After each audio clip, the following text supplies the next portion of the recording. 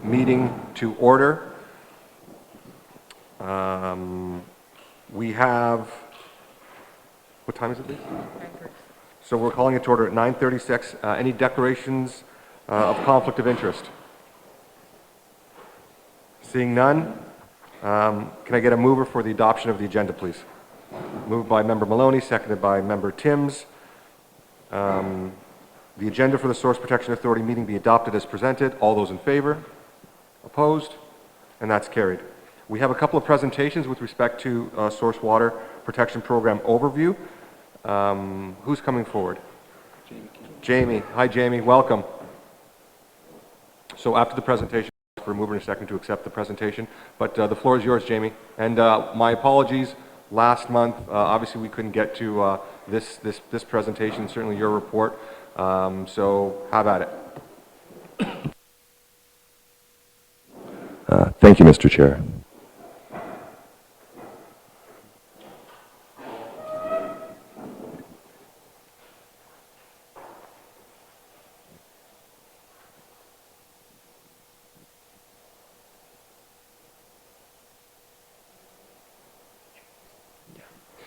I'd also like to mention that Maria Valentino-Perco, the acting chair of the Source Protection Committee, is with us here today, and I'm glad to have her with us. This presentation, board members, provides an overview of the Source Protection Program in the Niagara Peninsula. We haven't had a Source Protection Authority meeting since October 2015, so I thought a quick overview would be of benefit.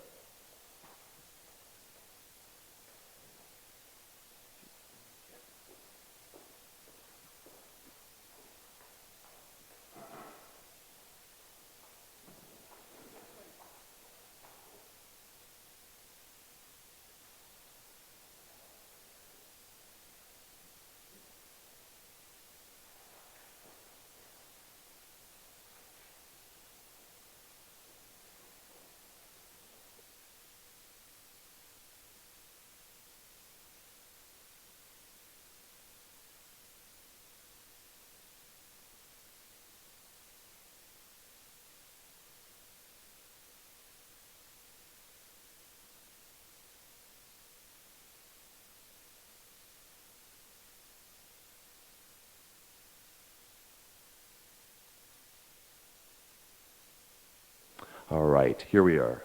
The objectives of the Source Protection Plan. The objectives are to protect municipal drinking water sources and to ensure that threat activities never become significant threats to drinking water.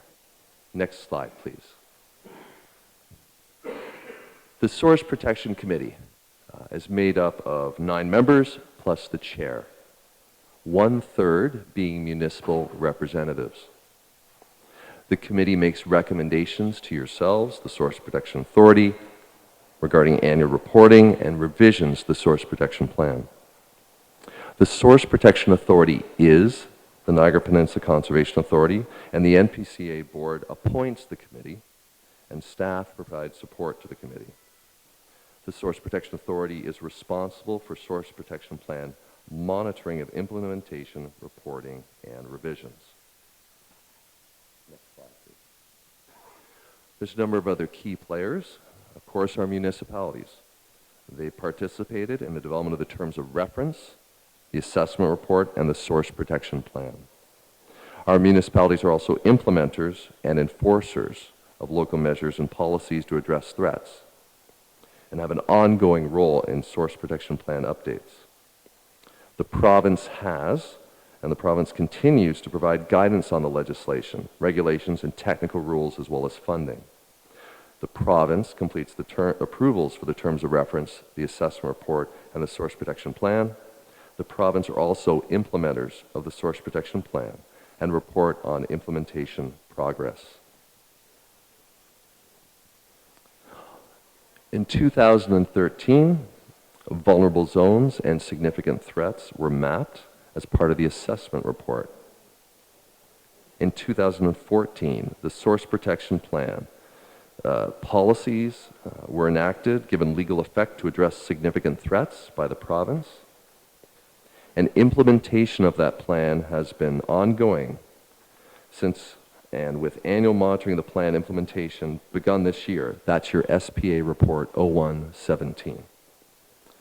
Also required by the end of this year is a work plan on updating the source protection plan and assessment report. That is your SPA report 0217. Thank you.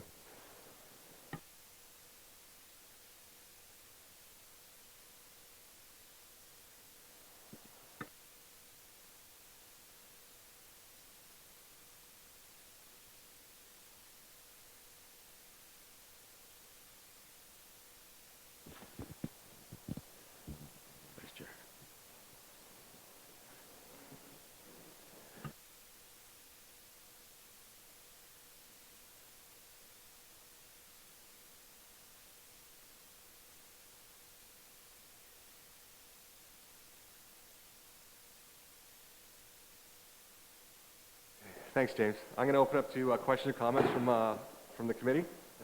Member Timms. Thank you, Mr. Chair. And Jamie, thank you for the brevity of the presentation, but the slides are helpful. A couple of things you mentioned on the key players. 1/3 is municipal representation. That is from the region of Niagara, city of Hamilton, not the local municipalities. Is that right? That is correct. The municipal representation is from Niagara region, Okay. and that is currently Councillor Paul Grenier, and then members from City of Hamilton as well as Haldimand County. Okay, thank you for that.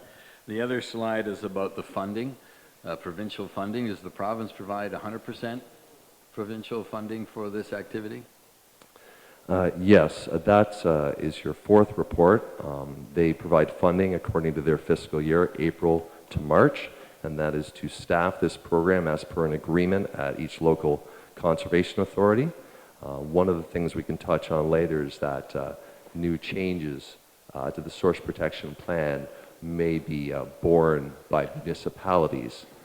The initial assessment reports and technical studies were largely paid for by the province, and I believe a change in practice that's being hinted at is while they will continue to staff local conservation authorities, source protection authorities with a few staff to facilitate the program, technical studies they're hinting at will largely be borne by the municipalities, not the province going forward.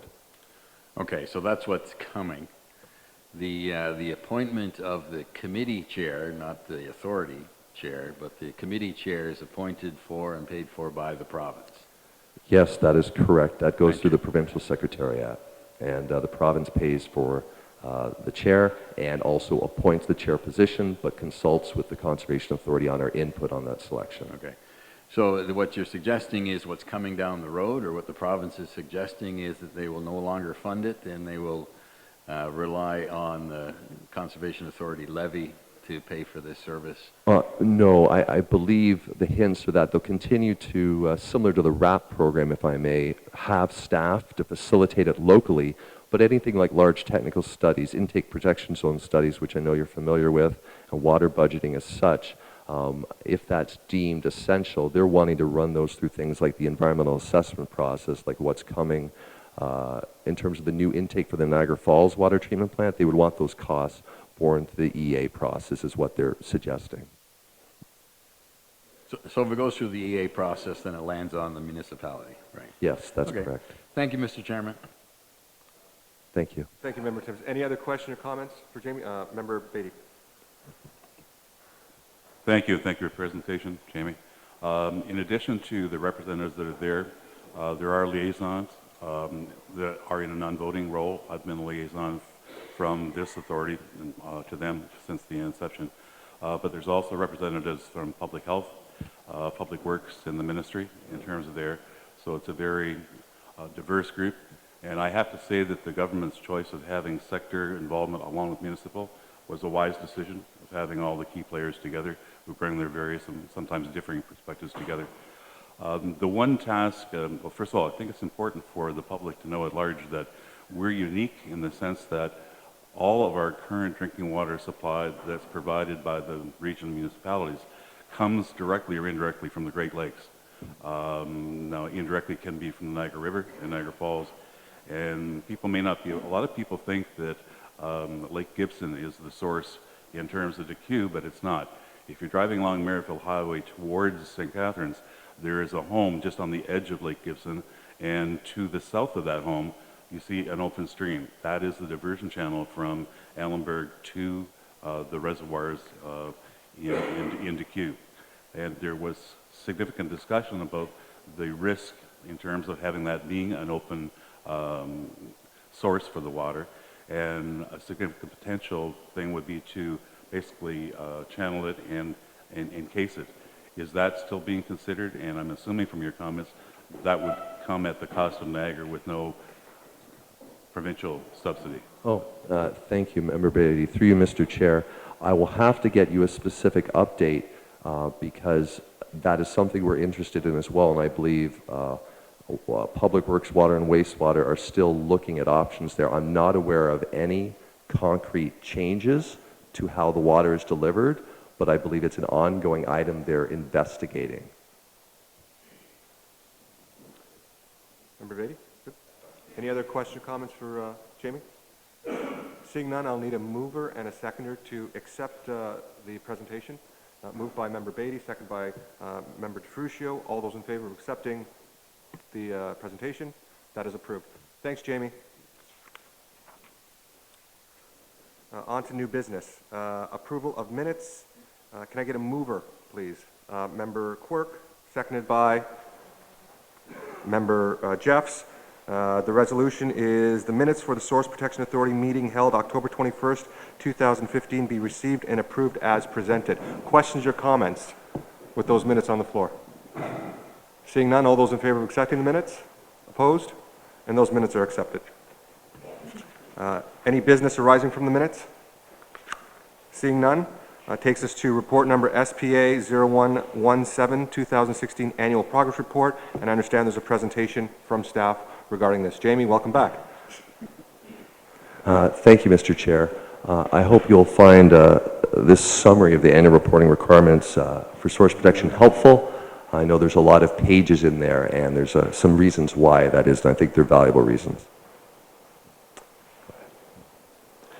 Now, the Source Protection Authority is required to prepare an annual report to the province and the public that describes the measures taken to implement the Source Protection Plan, including results of any monitoring programs, and the extent to which the Source Protection Plan objectives have been achieved. To reiterate, the objectives of the Source Protection Plan are to protect municipal drinking water sources and to ensure threat activities never become significant drinking water threats. Source protection policies apply in Niagara region only and within the cities of Thorold, Niagara Falls, Port Colborne, and Welland, as well as the Welland Canal. The Source Protection Plan came into effect in October 2014. With this first annual report, it covers a 3-year period. The province has provided and also prescribed the reporting formats which are part of your report package. First, a detailed supplemental form and a summarized public-facing annual progress report. Source Protection Plan implementers provide the information to complete the annual reporting. This was due by February 1st. Implementers include 3 provincial ministries, Niagara Region, the cities of Thorold, Niagara Falls, Port Colborne, and Welland, the St. Lawrence Seaway Management Corporation, and the NPCA. Here's the annual report summary.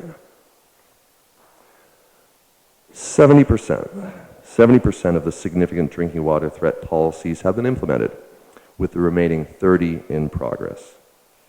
And 80% of the non-threat specific policies are in progress. All of these policies but one require implementation by this fall, October 2017. Now, I know this is a busy table, but the significant threats identified in the assessment report included manure application, manure storage, and livestock grazing, as well as the transportation, storage, and handling of diesel and gasoline, and then the transportation of manure and biosolids. From the original 66 threats, only 9 remain to be addressed by risk management plans. There are 4 official plan conformity exercises required by this fall. 2 have been completed, Niagara Region and the City of Thorold. 2 are in progress, the City of Port Colborne and Niagara Falls. And all 3 zoning bylaw conformity exercises are required by this fall. They're in progress and have to be completed by this October. The province is also a source protection plan implementer, and they now have a screening process in place. They now have staff trained and a system in place to track and map provincial approvals that are subject to the source protection plan policies. Part of the annual report is obtaining an opinion from the Source Protection Committee on the status of the plan objectives being met. The Source Protection Committee has indicated they believe progress on the plan is progressing well on target. To quote, early source protection plan implementers have generally met their timelines. The remaining implementers appear on track to meet their October 2017 deadlines. Future 2017 activities include the updating of the official plans and zoning bylaws, updating the remaining emergency response plans. We've already completed the Yellowfish Road Education and Outreach Program, as well as the Niagara Children's Water Festival. And then finally, preparation of a work plan to update the Source Protection Assessment Report and Source Protection Plan. Thank you very much.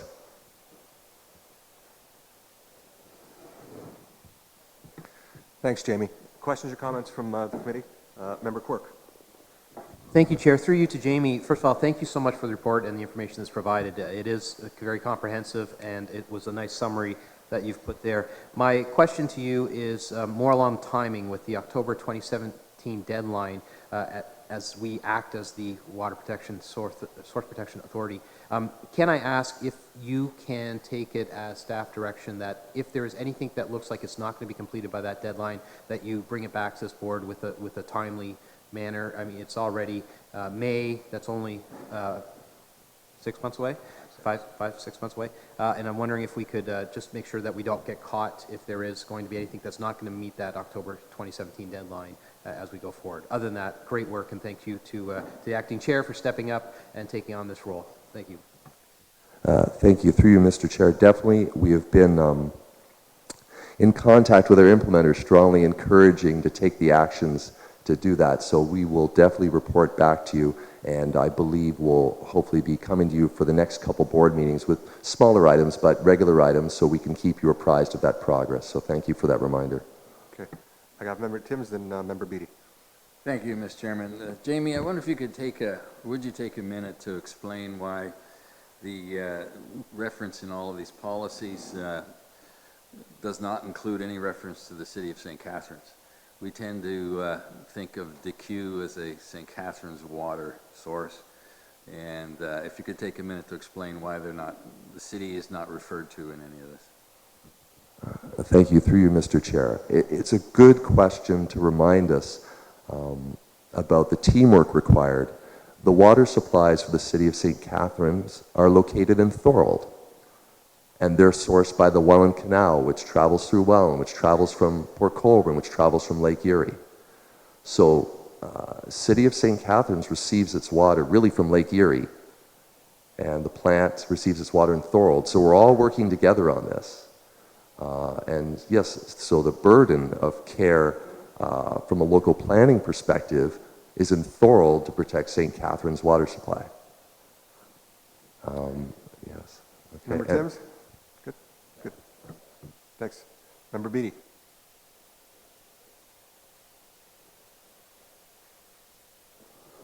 Yeah, I just want to ask a couple of questions to make sure that my understanding of this is correct. First of all, we are talking about drinking water, correct? Through you, Mr. Chair, yes, this is just concerning, at this time, municipal drinking water. And therefore, it really doesn't impact Hamilton or Haldimand. Through you, Mr. Chair, correct.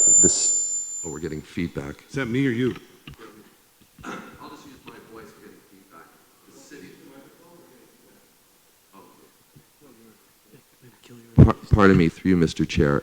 Yes, Member Beattie, The City of Hamilton's water supply is located outside of the Niagara Peninsula Conservation Authority. So consequently, the policies to protect the City of Hamilton's water supply are within a different source protection authority. So even though there are communities in NPCA that are from Hamilton and receive water from the City of Hamilton's source, because the source isn't located in NPCA, we don't have any policies regarding it. Is that an adequate explanation? Yes, and I just want it noted that should the cost of that program be shifted to the levy, that it be shifted to the Niagara levy, not the Hamilton and not the Haldimand. I just want that noted. The second question that I have is, this is for drinking water, and that's good. You're on tap, you get drinking water. Hopefully the quality is great. But as we attend the International Joint Commission of the Great Lakes and we attend the various concern and workshops on the water quality, is there a corresponding program for water quality, period? Like water of the Great Lakes, water in our rivers, potential polluters, and can we do something about them? Because I know the municipality has a tough time dealing with potential polluters, and I don't think we have any teeth to deal with them. But is there anything provincially wise that addresses the water quality for the Great Lakes area? For just, you say most of your drinking water comes out of Lake Erie. That's part of the IGC. So is there anything? Through you, Mr. Chair. Member Beatty, it's a very good question, and I think I want to give you a good answer, and that'll take a little bit of work. So if we could frame that for later, but what I will say, there are some possible low-hanging fruit to help with what you're saying there, but I think we should build some context for you to try to figure out the best way to tackle it. I'll give you an example. In the source protection legislation, there is word given to Great Lakes targets. However, the province has been largely silent about looking at that. So there are maybe some possibilities we can look at in regards to that, and then also breaking up local issues from regional issues, because there are things that can sometimes happen in a nearshore environment that are locally based versus regional-wide things that cross international borders. So I think it's a great thing, and perhaps we can find a way to better frame that for you and give you some good information. All right, thank you. Great questions, Member Beatty. Any other questions or comments for Jamie? Seeing none, I'm going to thank you, Jamie, for your presentation. I'm going to need a mover and a seconder for the following resolution. That the Source Protection Authority receive for consideration the Niagara Peninsula Source Protection Annual and Supplemental Progress Reports. That the Source Protection Authority approve and direct that the annual and supplemental progress reports be submitted to the Ministry of the Environment and Climate Change, and that the annual progress report be posted on the Niagara Peninsula Source Protection Authority website. Can I get a mover for that, please? Moved by Member Joyner, seconded by Member Quirk. All those in favor? Opposed? And that's carried. Our next report is report number SPA 0217, Source Protection Plan Update. I'll put that on the floor. Can I get a mover for that, please? Member Quirk, seconded by Member Timms. Questions or comments to that resolution? Member Timms. Mr. Chairman, thank you. I do support the update, and I wonder if we should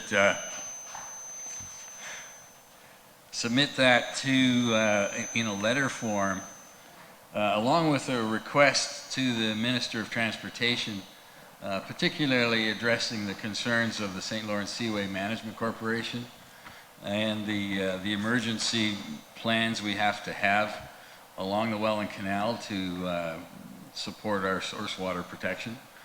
We're aware that the contract between the Seaway Management Corporation and the federal government expires in March of 2018. So we're aware that the regional chair is meeting with, or working with the minister in regards to the municipal interest in that deal between, the new management deal between the Seaway and the management corporation.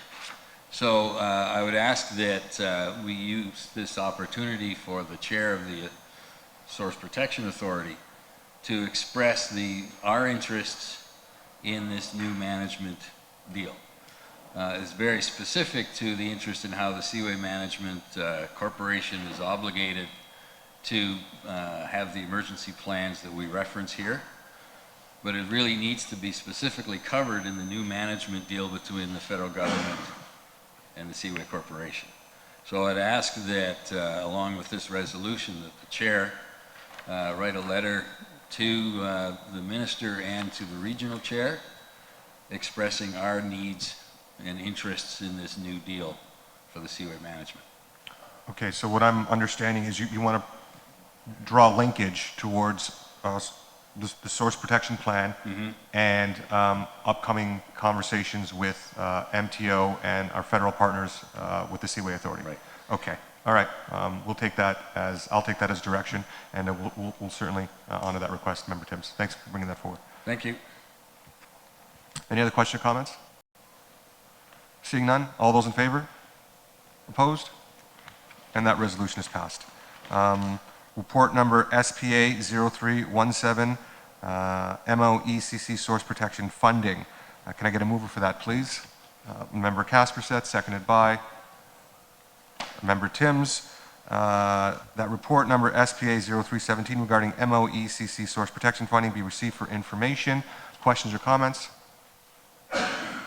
Seeing none, all those in favor? And that is approved. Report number SPA 0417, Source Protection Committee vacancies. Can I get a mover for this particular resolution, please? Member Maloney, seconded by Member Diodati. Report number SPA 0417 regarding Source Protection Committee vacancies be received for information. Questions or comments? Member Quirk? Chair, just for confirmation, those appointments, as I read it, require appointments by the province. It's Correct. not something that we have been neglecting at our level. We have been recommending candidates forward. Is that, I've got that correct? I'm going to refer to staff on that one. Jamie, you want to take that one as far as how we populate committee vacancies on this particular? Thank you, Mr. Chair. Member Quirk, the chair of the Source Protection Committee is done by the province. However, the other 9 members are actually chosen by the Source Protection Authority. To that end, just to let you know, through social media, when the posting went out earlier this month, had a large number of excellent candidates, in my opinion, for the member at large. So I believe we'll be bringing a report to you from staff for your approval next month. The Commerce, not so many applicants, but the Chamber of Commerce did post that opening in their newsletter last week. So we're hoping that'll bring the number of applicants up and we can get up to full strength. So it is for yourselves to approve the members of the committee. Thanks, Jamie. Member Matey. I think it should be noted for the members of this organization that the original chair, Mark Neufeld, was recognized at our Volunteer Appreciation Night for his very dedicated service. As I mentioned earlier, having the government telling us various sectors that are represented could have led to a very confrontative process because their interests are not necessarily all the same. It was handled extremely well, a very cohesive team, and we were in the front of the line in terms of finishing the plan for the province. So that leadership was duly recognized at the Volunteer Appreciation Night. I commend Ms. Valentina Perco for standing forward for the acting chair and look forward to having the full committee back in order. Any other questions or comments with respect to that resolution? Seeing none, I'll call the question. All those in favor? Opposed? And that's carried. Any other business? Seeing none, I'll call for the adjournment of this source water protection meeting. Moved by Member Kaspersek, seconded by Member Beatty, that the Source Protection Authority meeting be adjourned at, what time you got next? 10:06. We're adjourned. Thank you.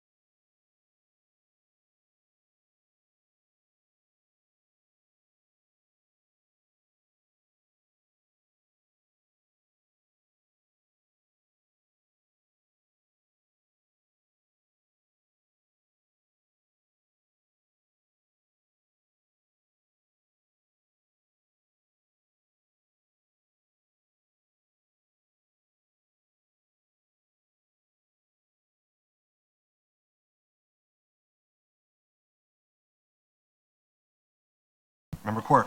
Thank you, Chair. I'd move that the agenda be altered in two ways. One, that the presentation by Derek Pont with respect to Niagara Region Matey Council being moved to the top of the agenda. Mr. Pont is here and has been patiently waiting.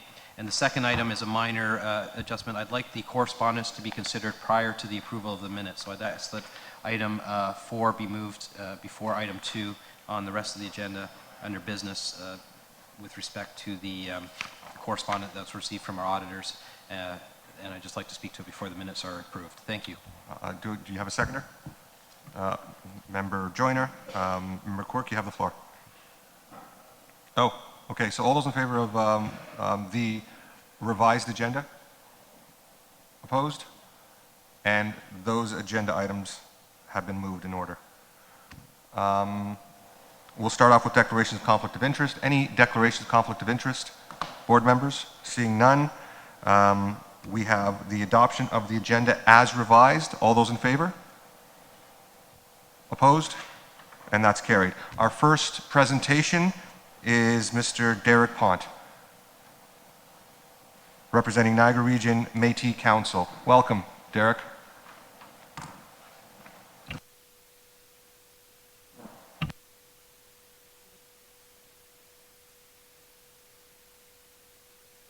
There you go.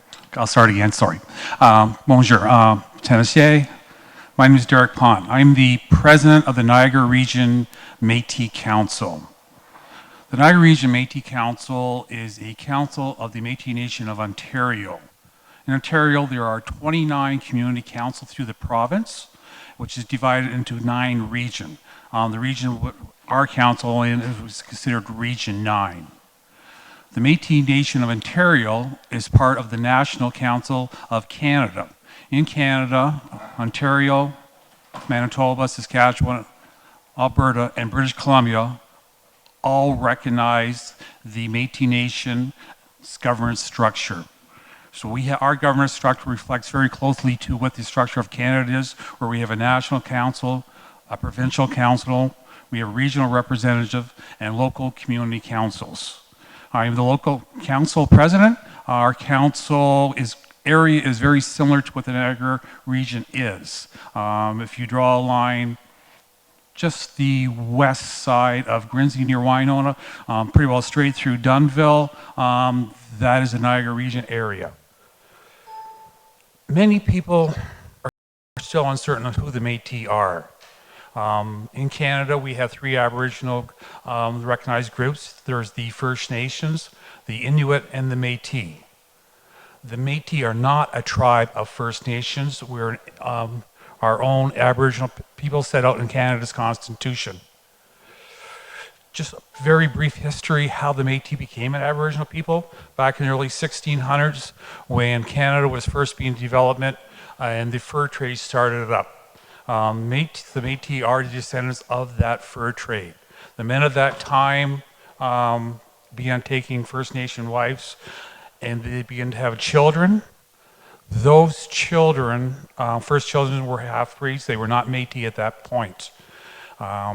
Over a period of 100 years, process called ethnogenesis took place. It took about 100 years where the Métis marrying Métis and fairly marrying more First Nation people to develop their own communities. Even though we were welcome within the First Nation tribes, and we were welcome within the European forts, we didn't fit really in either spot. So our own communities began to emerge. Our own communities with their own culture, language. Our language historically is called Michif, which is combinations of Cree, English, and French. The language was almost lost because for many years the Métis, mostly in urban areas, were forced into hiding after the execution of Louis Riel. One of our first great leaders in Canada, which actually Louis Riel, if you all know, helped bring Manitoba and Saskatchewan to become provinces as part of Canada. So he is recognized as one of Canada's greatest leaders. The Métis has continued to have great leaders ever since. And we share a lot of common values as with the Peninsula Conservation Authority. A lot of our way of life revolves around harvesting, For us, when we go to harvesting, it's just not harvesting of the large animals, the small animals. It's also medicine plants and wild berries and other fruits that we can harvest. But we believe that not to over-harvest. We want to ensure that the harvesting will continue for generations to come. We recognize from the land that sometimes you would see that the herd is not doing very well.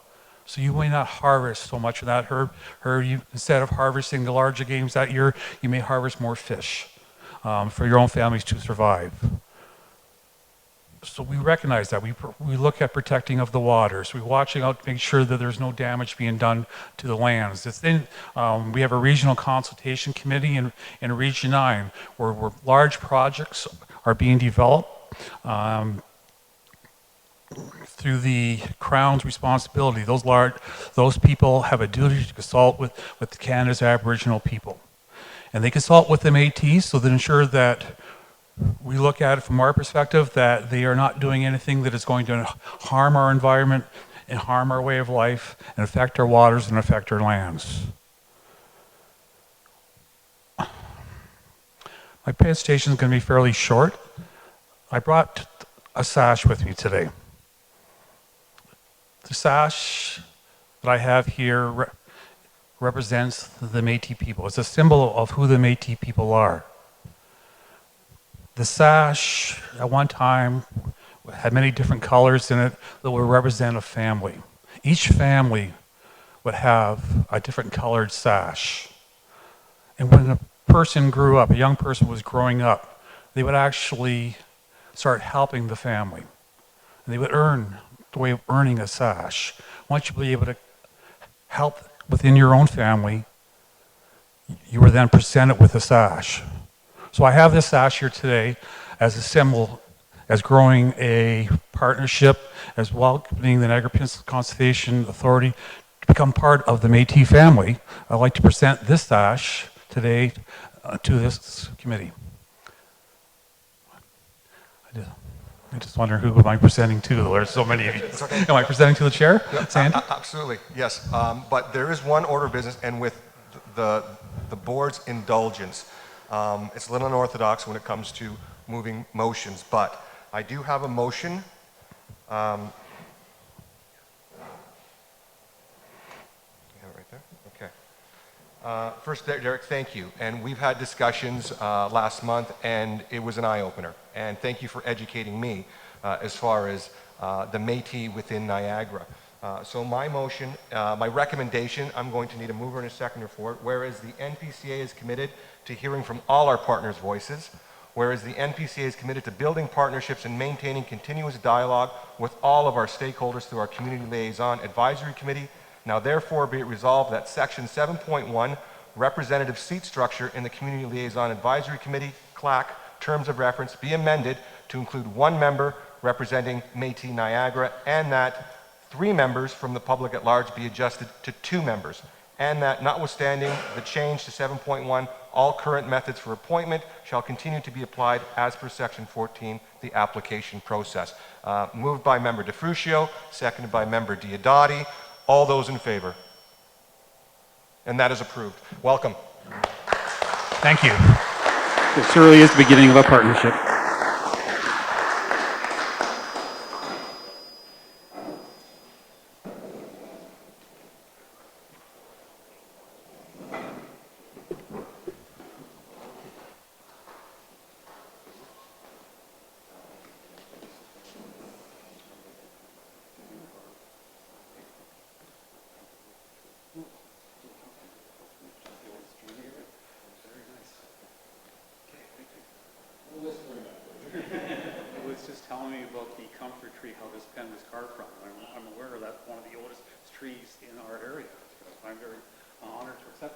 Now, go back to the podium because I'm sure there may be some questions.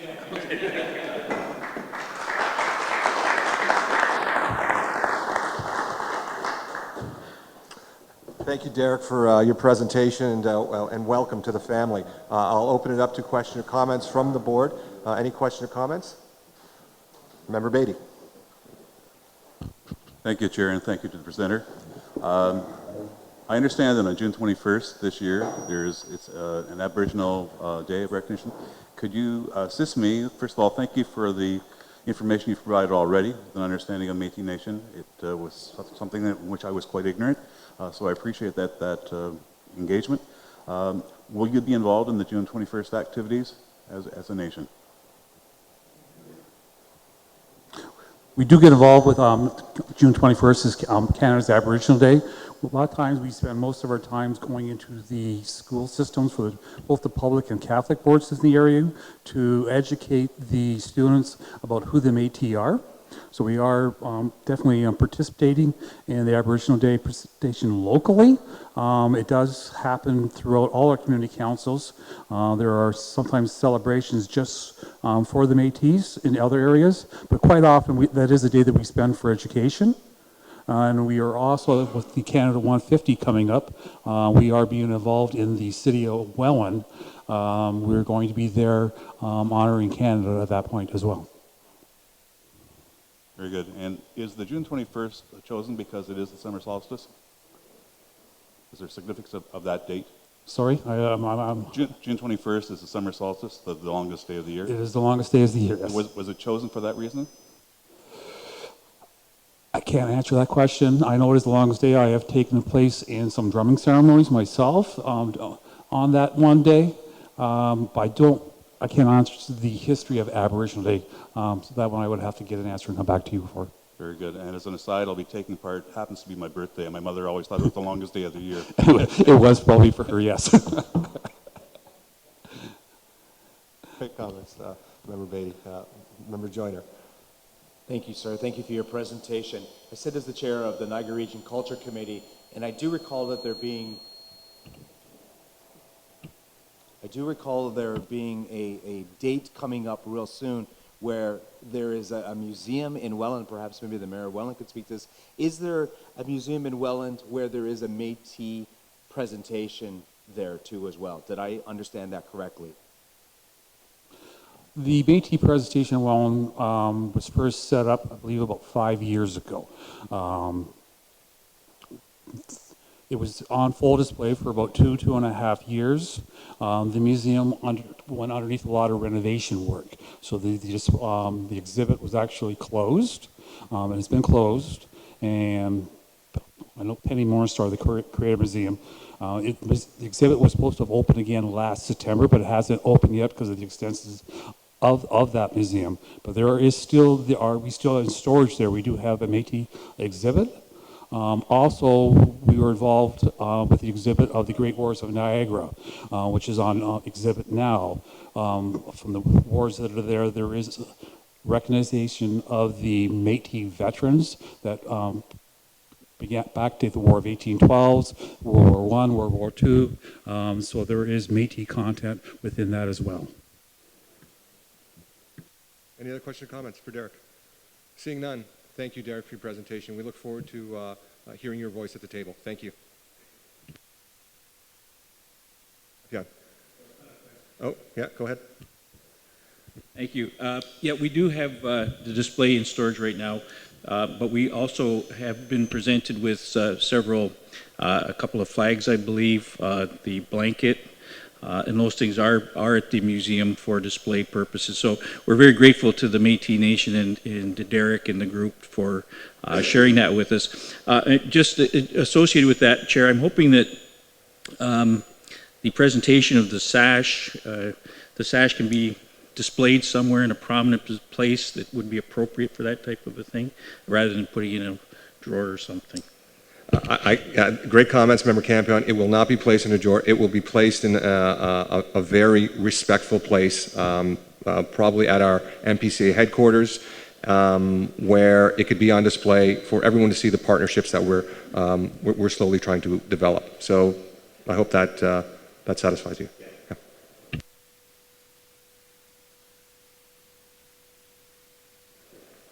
Yeah. At this particular time, we appreciate the movement of the agenda to accommodate our delegates. We will be going into closed session to discuss a legal update, Cave Springs, and a confidential matter. Can I get a... Yes, Member Timms. Mr. Mayor, yeah, sorry. Could we do the Steve Miller presentation while we're at it? I was thinking of that too. That's fine with me. Is Mr. Miller here? Brian? Steve? Yes. Come on up then. Motion, Mr. Chairman. You know what, let's take it as just friendly direction from the board. That was one delegation item. We probably should have moved up as well to respect our staff. So my apologies, Mr. Miller, but you have the floor.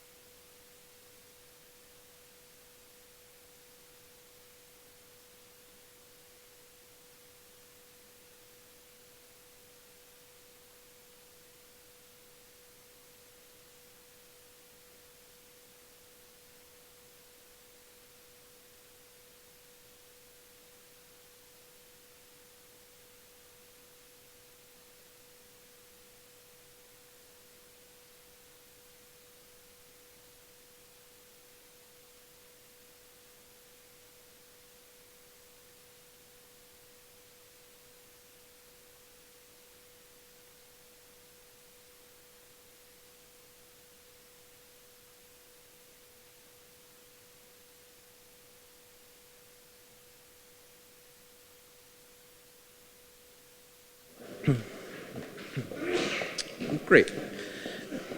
Thank you, Mr. Chair. Good morning, ladies and gentlemen of the board. I've been asked to give a brief summary of the storm event that we had 2 weeks ago. My name is Steve Miller. I'm the manager of Water Resources and Restoration. Peter, if you would kindly. Okay. We've got a little graph here. Tough to read. I just want to present it to give you a general sense of what happened. Like people, each storm has its own individual personality, and that was indeed the case for what happened between April 30th and May 6th. Now, this graph is from our gauge, Smithville, 20 Mile Creek. What we see, this green line, is the average water level in 20 Mile Creek. This orange line is the line where local flooding, local impacts start to occur. And that line was put in place by, over time, NPCA staff driving around, seeing what's happening when water level gets to a certain height. That red line is the 100-year flood line for, in this case, 20 Mile Creek. The blue line is the water level within 20 Mile Creek. Now, back to this storm's personality. This event really started April 30th, okay, late at night. Big punch of rain, over 2 hours, got about a half inch. What that did was start to soak the ground, start to saturate the ground, made things wet. May 1st, the next day, over a period of 6 hours, we got, depending upon where we were, 1.5 inches.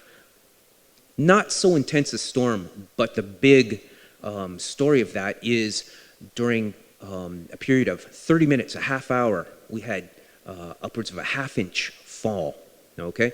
The ground was already saturated from what happened April 30th, late at night. We get this rainfall event, and then this big, intense punch over those 30 minutes, and we can see what that happened. So these vertical blue lines represent rainfall measured at our gauge.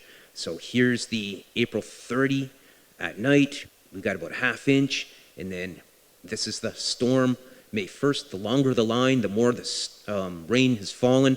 So we can see what happened. 20 Mile is starting to respond, all its tributaries. The water level's rising. Now, that storm on May 1st, it didn't last too long in the grand scheme of things. Things start to recede. Then May 4th through the 5th, we get this long storm event, 24, 30, 36-hour event, depending upon where you are. And we see that right here. A lot of water already laying on the landscape, and we get an additional 2 inches okay? And what that does, the sheer volume of water started to have 20 Mile go back up again, okay? Go back up again. But I want to draw the differences between a lot of the urban flooding that we've seen, roadside ditches, sewer backups, that kind of thing, versus what we experienced in the river. In this case, 20 Mile Creek never reached its critical threshold. Peter, if you would kindly. And we've seen that. We've seen it higher. And here are a couple of cases. Shots in Smithville back in 2008. In this case, during the storm event, 20 Mile was about 1.5 feet higher. Okay, so we didn't experience any widespread flooding as a result of 20 Mile Creek swelling its banks. Peter, if you would kindly. The next personality of this storm. So this storm was actually 3 storm events occurring April 30th, May 1st, and May 4th to 5th. The other personality trait that this storm had was it was uniform over the peninsula. Other events like the big thunder cells that hit Fawn Hill, Pelham, and St. Catharines in the last couple of years were very, very intense, very, very isolated. This was widespread. So we have our gauge at Wellandport on the Welland River. The exact same story unfolded. April 30th, we have this rain event happening overnight, about 1/2 inch, getting things wet, getting things soaked. May 1st, a big punch over 1/2 hour during that 6-hour storm event. And that big punch served to send the water levels in the Welland River rising. It's that big punch that we're going to see that really served to overwhelm many of the ditches and the culverts. I know talking to many of your public works staff, they were scrambling around to keep things clean, keep things flowing during that event. Once again, we see the Welland River at Wellandport just hitting that point where it could go over. We could start seeing flooding events happening as a result of the river swelling. But Friday, that's May 5th, Friday night, getting out of work, just before I leave, looking at the forecast, and previous forecasts had called for rain to continue throughout the weekend. The updated forecast, the rain stopped, the rain tailed off, and that was a good thing. We continued to watch what was happening throughout the night and into Saturday, but that was the turning point. That Friday night around dinner time, things stopped. Peter, if you would kindly. And again, we've seen the Welland River higher, even though it reached that threshold where things, localized flooding, localized impacts could start to occur. Back in 05 and 08, again, 1.5 feet higher during these storm events. This wasn't realized. And we moved downstream. Again, the personality of the storm, 3 events, April 30th, May 1st, and a big long soak, May 4th and 5th.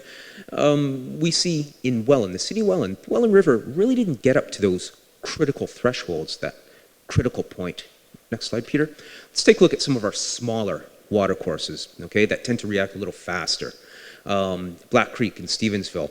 Again, that personality, April 30th, May 1st, a big punch that serves to increase the level of the water course, followed by a long soak on May 4th and 5th. We really didn't see the water levels getting up to and past critical thresholds. Peter, kindly. Niagara on Lake, Virgil. Our gauge is upstream of the Virgil reservoirs on 4 Mile Creek. It responded very, very quickly. And in this location, we've seen water in the roadside ditches, water on the fields. But as you travel down through Virgil, downstream of Virgil, 4 Mile Creek we start to flow through valleys. Development houses tend to be far away, so we didn't see impacts to folks' homes on a large scale as a result of this storm in Virgil. Peter, if you would kindly. So I mentioned these short, intense rainfall events like we had March 1st. We get close to 1 inch of rain in a half hour. Can serve to indeed overwhelm municipal infrastructure. A couple of pictures, Merrittville Highway, Pelham Road, Effingham, we've seen that. And that's a result of these storms falling on an already saturated landscape. Peter, if you would kindly. So we watched this storm develop, and the Conservation Authority issued 2 bulletins, one on May 1st and one on May 4th, warning of these high water conditions, warning our residents to keep monitoring their local, the water levels in their local creeks, and to stay tuned for further bulletins should they be issued. Peter, if you would kindly. This is an interesting slide. I took a look at the number of flood bulletins that the Conservation Authority has issued in the past number of years, and you can see up until this year, the most we issued was 7, okay? 2017, we issued 8, and we're only in the 5th month, okay? So it has been indeed a wet spring. Peter, if you would kindly. Now, this is a confusing graphic. All I want you to take away from this graphic is this is a snapshot of how much more rain has fallen than usual. The browns, 100, 150% more than usual. The purples, okay, and the reds, 200, 250 to 300%. It's been a very wet spring in eastern Ontario and western Quebec, okay, Lake Ontario being right here. Peter, if you would kindly. Okay, we've got a graphic. Now that starts to tell the tale. We had flooding in Montreal. We've seen eastern Ontario and western Quebec experiencing about 300% more rain than they typically would get this spring. All that is falling on the Ottawa River Basin. Ottawa River flows down. Montreal is right here. We had a very wet spring falling on the Lake Ontario Basin, okay? And all that water flows into Lake Ontario. We have the Moses Saunders Dam. It's a joint dam owned and maintained by Ontario Power Generation and New York Power. That dam serves to control the levels in Lake Ontario. We've got Lake Ontario, the St. Lawrence system, experiencing flooding, high water levels coming up, coming up, coming up. For every inch that they can discharge at Moses Saunders, that they lower Lake Ontario 1 inch, that raises the water level downstream in the St. Lawrence 11 inches, okay? So there was a bind. The dam managers were in a dilemma. We had Montreal getting flooded out as a result of all the rain that's fallen on the Ottawa River Basin. Water levels coming up in Lake Ontario, but the dam managers had to hold that water back. They couldn't discharge it for risk of making things much, much worse downstream in Montreal. Peter, if you would kindly. And that's resulted in what we see right now in Lake Ontario. Lake Ontario currently is at its highest water level that it's ever been since they started keeping track of the Lake Ontario water level back in 1918. Okay? It's anticipated to continue to rise slightly throughout the next couple of weeks, but historically, this graphic is showing, again, average lake level, localized flooding may occur, and the 100-year level. Historically, the lake levels fluctuate, being at its highest end of May into June, and being at its lowest in through December, January. We can see now where we sit, right up here, the highest level ever experienced, and this is the lighthouse in Port Dalhousie, the result of that. What we do know is the water levels in the Ottawa River are receding. The floodwaters in Montreal have receded, and the dam operators at Moses Saunders in Cornwall are increasing the amount of water they discharge. They continue to do so on a daily basis, and we anticipate that we're going to see the water levels in Lake Ontario, after they increase slightly over the next couple of weeks, start to recede. Peter, if you would kindly. The Conservation Authority, as a result, issued a flood watch warning folks living along Lake Ontario to about these high lake levels.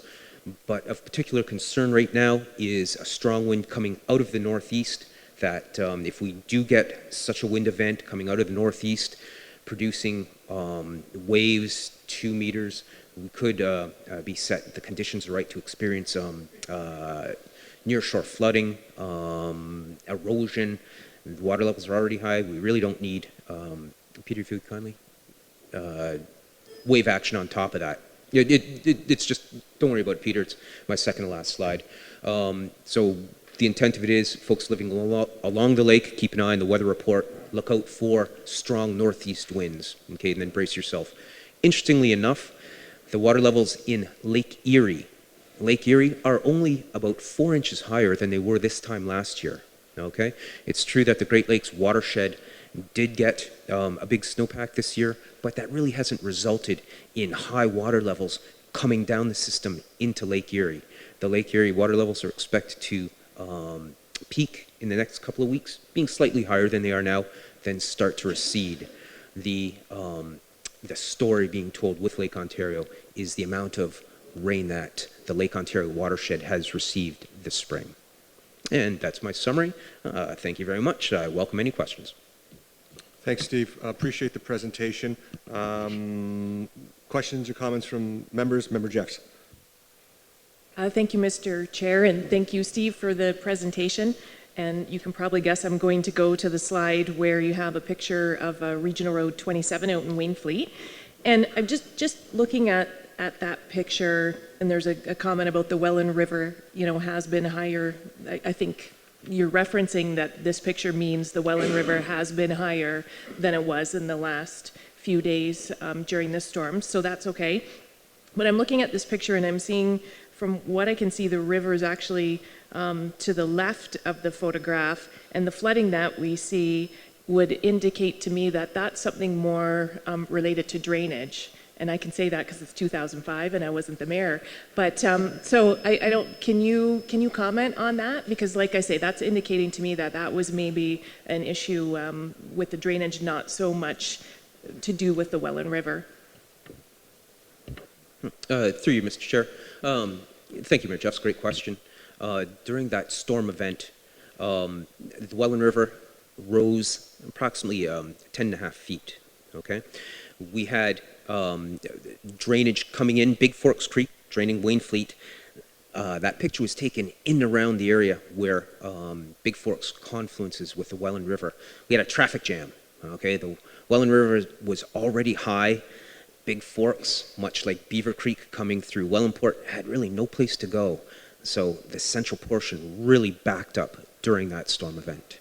Okay, not so much a function of drainage, it's a function of a lot of water trying to get through the system, and just like trying to get into Toronto, rush hour on a Wednesday, no place to go. Member Joyner. Thank you, Mr. Chair. Just quickly, Mr. Miller, thank you for the presentation. And through you, Mr. Chair, can I make a motion to send that report to West Lincoln Council for our June Public Works meeting? And can I invite you to come do that presentation, please? Through you, Mr. Chair, absolutely. Mayor Joyner, I'd be pleased to. Okay, I have a motion on the floor right now. Do you have a seconder?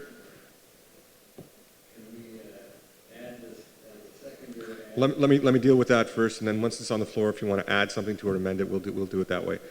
So, Member Tim seconded. Question or comments to adding that to Regional Council? Member Timms. Oh, sorry. To West Lincoln Public Works Committee. I was just going to ask if we could do this presentation at St. Catharines City Council because of the number of times I hear from City Council, what do we get for our 1.9 million? We do have monitors on Walker's Creek and DeQ. Okay. And the other real interest is in the height of Lake Ontario. Because we have, just explain my concern about there, it is maximum height. The Conservation Authority has responsibility for shoreline protection all along the north shore and St. Catharines. And I've been involved in a couple where the complaint is the demands of the Conservation Authority on the nature of shoreline protection, how very expensive it is, and how much an owner would have to spend to protect it. So we get lots of those complaints, but I'll bet you I don't get the phone call from the guy down the road today that says, thank goodness you made us put that in because the lake's 32 inches higher than he would have ever expected or Grandpa ever saw, kind of thing. So the work that is put in by the NPCA is not necessarily appreciated or recognized by the general public, has been beneficial in this case, certainly protecting a number of shoreline properties that have had to follow through and do everything the Conservation Authority required under provincial regulation.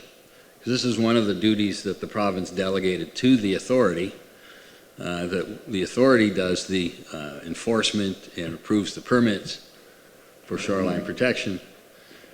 So a long preamble about why I want to see this at St. Catharines City Council. Okay, so I'm going to treat the member Joiner's motion this way.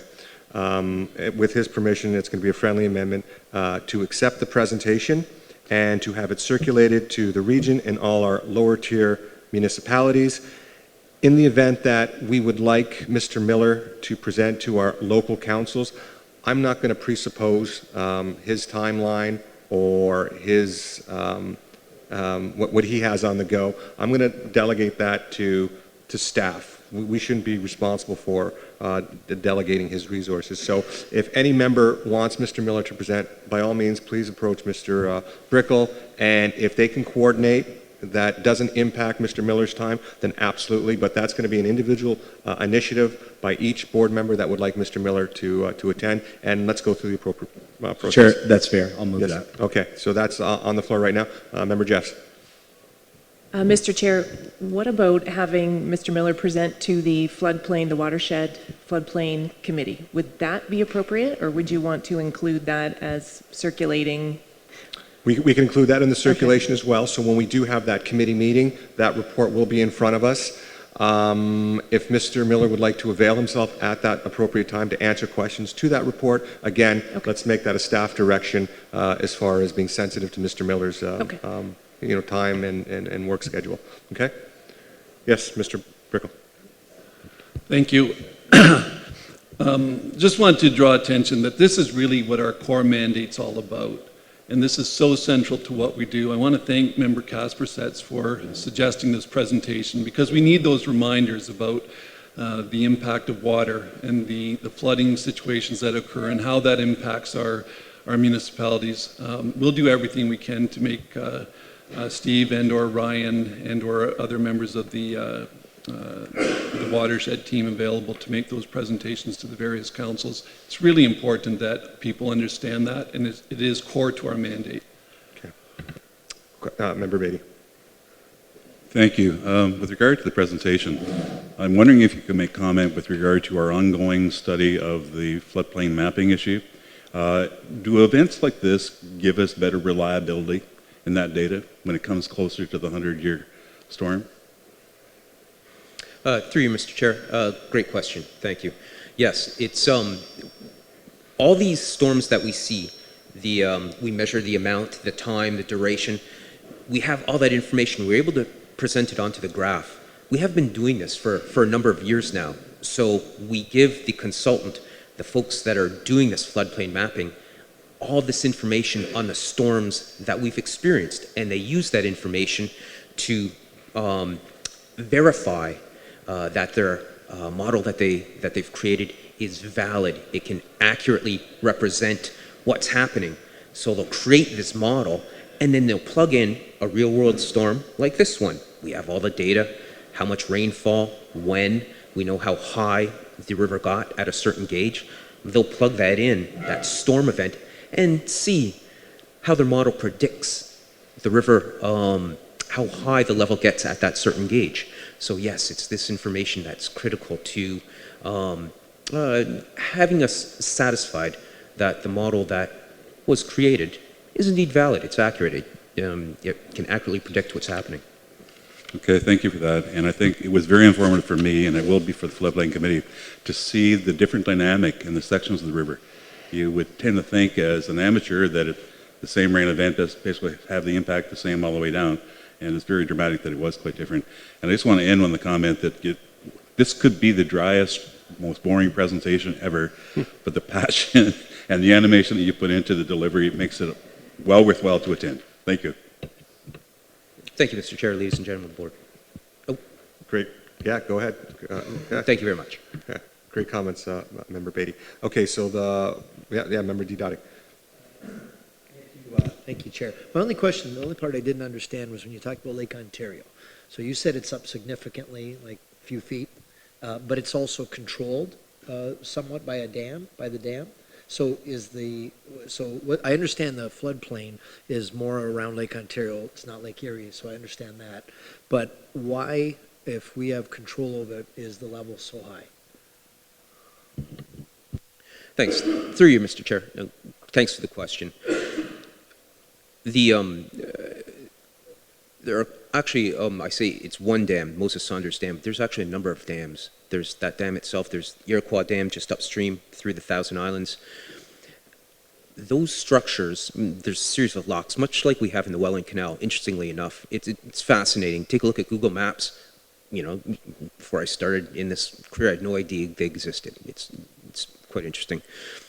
Those structures, much like the structures we have in Niagara Falls, river control, where the folks at OPG and New York Power jointly man that station and take a look at what's coming down the Niagara River and adjust the gates accordingly through a very tight operating regime, high level, low level, okay, with allowances for unusual circumstances. That exact same thing happens at Cornwall. The dam is managed by OPG and New York Power. Lake Ontario has a very tight operating regime. Okay, it's been recently changed. Before 2016, the dam operators did their best to maintain Lake Ontario at a constant level. The change since 2016 is Lake Ontario is allowed to fluctuate a little more widely, but still maintain, be within that operational regime. The whole point for the fluctuations is to allow coastal wetlands to be inundated a little bit more, to allow them to become a little bit more healthy, okay? But we're still within that regime. This past spring, we've had a set of unusual circumstances, okay? It's strayed beyond that, the ability of the dam operators to maintain that operational regime. If it was just the rainfall in the Lake Ontario basin, there would be no problem. But that storm was uniform across the Lake Ontario basin, eastern Ontario, and into Quebec. Ottawa River was flooding out Montreal on its own. We were in a position, much like the dam operators in during the Calgary flood. You know, Calgary's getting flooded out. You had a bunch of tributaries running through dams. The dam operators in a dilemma. Their reservoirs were approaching critical levels, but Calgary's getting flooded out downstream. What do you do? Answer to your question, it was unusual circumstances, and there are provisions in the IJC to allow for that.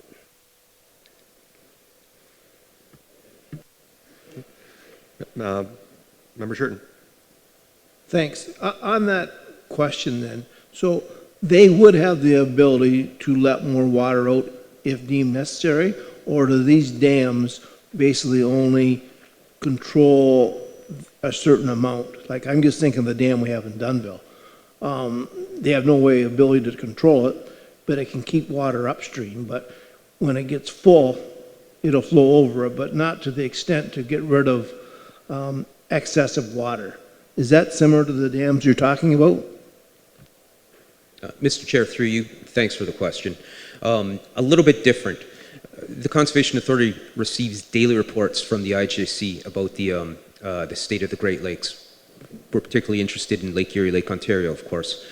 The dam in Cornwall, the Moses Saunders Dam, during the flood event, the flows through that dam, they're able to operate it. There are gates. It is a fully manned, fully operational system. Their capacity was minimal. They were trying to hold water back. As of 3 days ago, they're incrementally raising the discharge. The dam, when I seen this morning, discharging about 10,000 cubic meters per second. Okay, and that continues to increase as the water levels in the Ottawa River recede, as the floodwaters in Montreal recede. So no, it is a fully operational facility. Any other questions or comments? Okay, I have a resolution moved by Member Joyner, second by Member Timms, that the NPCA staff presentation update on weather flood event be received for information and be circulated to the Niagara region, our partners, City of Hamilton and Haldeman, as well as our 12 lower tier municipalities, and as well as the Welland River floodplain mapping advisory panel. All those in favor? Opposed? And that's carried. Thank you. Thank you, Mr. Miller. Great presentation. Thank you very much. This particular time in the agenda, we will be moving into closed session. That concludes our delegations for today. We will give a 5-minute recess and we will reconvene in closed session. I'm not sure, do we need a motion to vacate the premises right now, like vacate proceedings now? Yeah, okay, so can I get a mover to go into closed session then? Yes. I have a question about going Yes. into closed session. This is something we're getting complaints about. I thought we were going to go, I think the original agenda said we were going to go into closed session at the end of the meeting, and I thought we were doing that because we've had lengthy closed session meetings and people have had to wait.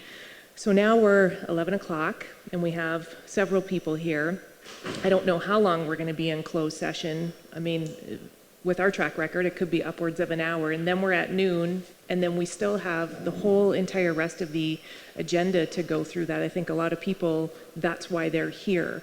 So I'm wondering if we can leave the closed agenda originally to what it was, sorry, the closed session originally to what it was on the agenda and leave it for the end of the meeting. Okay, so to correct you, the closed session was at the top of the agenda.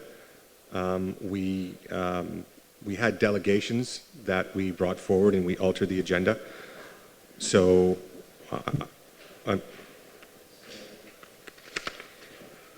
I apologize. I see one closed session at 10 a.m., so you changed that. But then we were going to go back into closed session at the end of the meeting originally. So I apologize. I misunderstood. We had two. Okay. Well, you know, it's a great question to bring forward, Member Jeffs. I will leave it up to this board to determine where we should put this, but I do know that we do have specific staff coming forward to update us in closed session, as well as I think Mr. Burns is here as well, our solicitor of record. So I'll leave it up to the board when they want to go into closed session. Member Beattie? I do have a motion to go into closed session. Questions or comments to that motion? Yes, we do. Member Kaspersets. Member Beattie has moved it. Member Kaspersets has seconded it. The motion to go into closed session.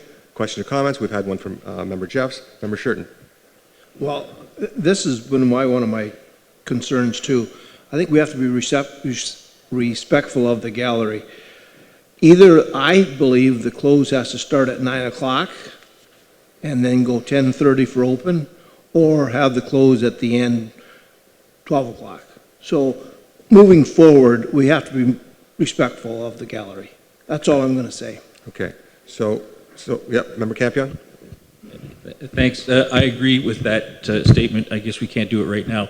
However, I think what we could do is say, let's go in camera and rise no later than 1 hour after going in camera. So if we're not finished the business in the in-camera session, we will then reconvene in camera at the end of the meeting. Okay. So that there's a happy compromise in that right now. So right now, I do have a motion to go into closed session. If it's not the will of this board to go into closed session right now, I would suggest you defeat that motion to go into closed session. And if someone wants to bring forward a new motion at a later time in the agenda to go into closed session, you could do that. So right now, I'll call the question. All those in favor of going to closed session? 1, 2, 3. 1, 2, 3, 4, 5, 6. All those opposed? 1, 2, 3, 4, 5. That's carried. We are now in closed session, so I'll give a 5-minute recess right now to clear the gallery, go into closed session. But we will take Member Campion's advice in under consideration. I do like that idea. So as far as giving predictability to the gallery, let's try to move our business in closed session in a 1 hour time frame. So excellent comments, Member Campion.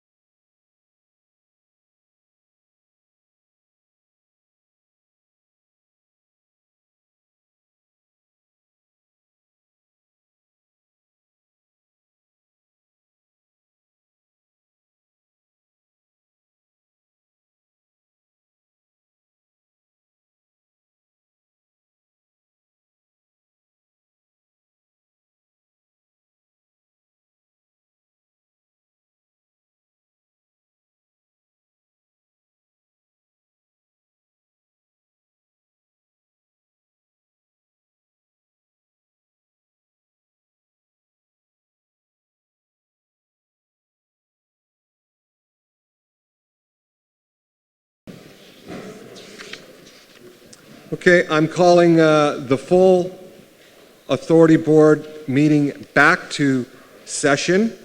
Welcome to our guests for your patience. Thank you. We tried to expedite business as quickly as possible in closed session. We've heard the concerns from our members as far as where to put the timing of our closed session items. Hopefully going forward, we're certainly going to respect the time of all our attendees and certainly our guests.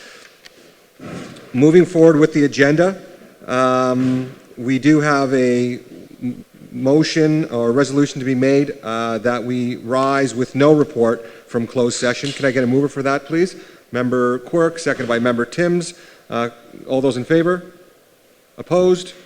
And that is passed. We did have an agenda item moved around. We've moved,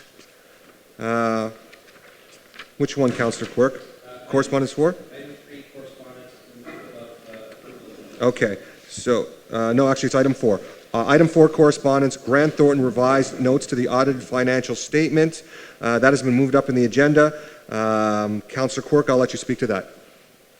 Thank you, Chair, and I apologize for missing the previous meeting last month, but at that meeting, the Audit Committee had moved forward the recommended adoption of the draft audited financials, and they are included in the minutes today to do that. At that audit meeting, there was a discussion held with the auditor with respect to a restatement of the 2015 statements, which was to recognize deferred revenue grants that we had received the cash for from governments and upper tier governments. That was included in our deferred revenue. At some point when projects are completed, they had to be recognized and included as the revenue that we had received. I'd asked the auditor at the time to provide a greater definition and clarification for the audited financials, and had I been here last meeting, I would have asked for the deferral of the approval until we had got that note and that clarification.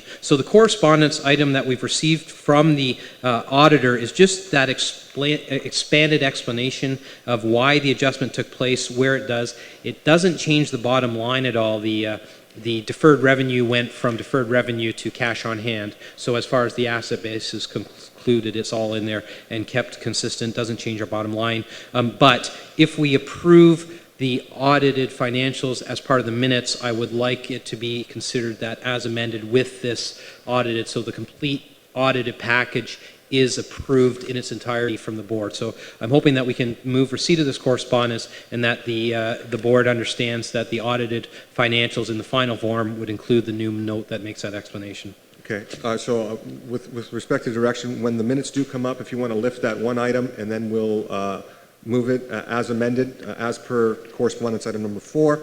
Again, it was put to this board to defer the item until such time when we had representatives from Grant Thornton to present. They were here. Unfortunately, they couldn't stick around and they left, but I appreciate your comments, Member Quirk. So we do have a resolution on the floor, moved by Member Quirk, seconded by Member Kaspersets, that the correspondence from Grant Thornton regarding the revised notes to the audited financial statements be received for information. Any other comments or questions? Member Quirk spoke to it already. Seeing none, I'll call the question. All those in favor? Opposed? And that is carried. Thank you for bringing that forward, Member Quirk. The next item is the approval of minutes of the full authority meeting. Again, Member Quirk. Thank you, Chair. And what I would do is make our motion to approve the draft minutes with the amended statements to approve the final financials with the included correspondence item. Okay, can I get a mover for that, please? Member Joyner, seconded by Member Kaspersets. That the minutes of the full authority meeting held April 26, 2007 be approved as amended.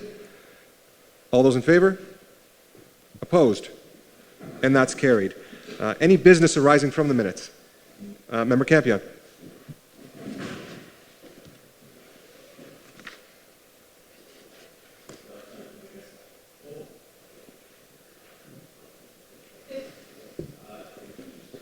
Thank you, Chair. I did have a question or an item I wanted to discuss in the minutes, and this came up. I have had several people ask me this, as well as 3 or 4 of my counselors, so I do have to bring it forward to find an answer. In business item 1, so the resolution coming from closed session, at the last meeting, we had a direction to provide, to essentially confirm what happened, or the direction provided. But the question comes up in the minutes. We don't have the Integrity Commissioner's report, and I believe that it has not been made public. And part of the question comes from, at our council, Integrity Commissioner reports go directly to open session. And then I also realize that when we go to Regional Council, the same thing occurs. Integrity Commissioner reports become public documents. So I'm just wondering why they're not here, so I can provide an explanation. And so if you could provide me with that reasoning or the policy that we're following, that would be helpful. Thank you. Well, thank you for the question, Member Campion. To clarify, we do not have an Integrity Commissioner. What we did do was secure the services of a third-party independent law firm, Gowlings. There are identifiable individuals named in that report. It is a confidential document. That's why it isn't circulated publicly. So I hope that answers your question. We do not have an Integrity Commissioner. Okay, so I'm glad that you clarified that. So this Galloway was not acting in the capacity of an Integrity Commissioner, but simply providing us with a legal opinion on what transpired. Correct. That is absolutely correct. Okay. Member Timms. Thank you, Mr. Chairman. I had requested, with regard to the living landscape and the policy review, that an additional meeting be held in St. Catharines, and there's a report coming forward on that. But I think also in the minutes, I did ask the question if there was any cost to having our consultant present to St. Catharines City Council. And I understood his answer at that point was there's no cost to make a presentation to City Council. Okay. Should that, so it's not noted in the minutes, but where does it stand at this point? Okay, so we did receive information with respect to adding an additional public meeting for the City of St. Catharines. I believe that cost was $4,000 and some odd dollars. Again, any disposition of funds that the Conservation Authority approves has to go through this board. Again, if it's the appetite of this board to include another public session in St. Catharines, certainly allocate those funds, then that's the direction that we will give staff. So my point in the minutes was that he gave an answer that it would cost this board no extra money for him to present at City Council. Okay. That's the answer I understood, and that's not really discussed in the report that comes up about a full public meeting. So I wanted to be clear if we can clarify that. It's not covered in the following report, and it's not noted in the minutes. Okay, so, I don't want to speak for the presenter. Maybe he misspoke at the time, but I'll refer this to Mr. Brickle as far as following up on the request to have another public session in St. Catharines. Mr. Brickle? We'll follow up and have to get those details confirmed. Yep. So the distinction between presenting at City Council versus a public meeting. Correct. Fair enough. Thank you. Any other questions or comments with respect to business arising from the minutes? Seeing none, we will move on to the chair's remarks. So again, it's been a very busy month. I did have opportunity to meet with the Auditor General. We are awaiting her directions and her instructions, and as soon as I get those instructions and directions, I will be sharing them with the board. We've had incredible outreach meetings with our partners in the community.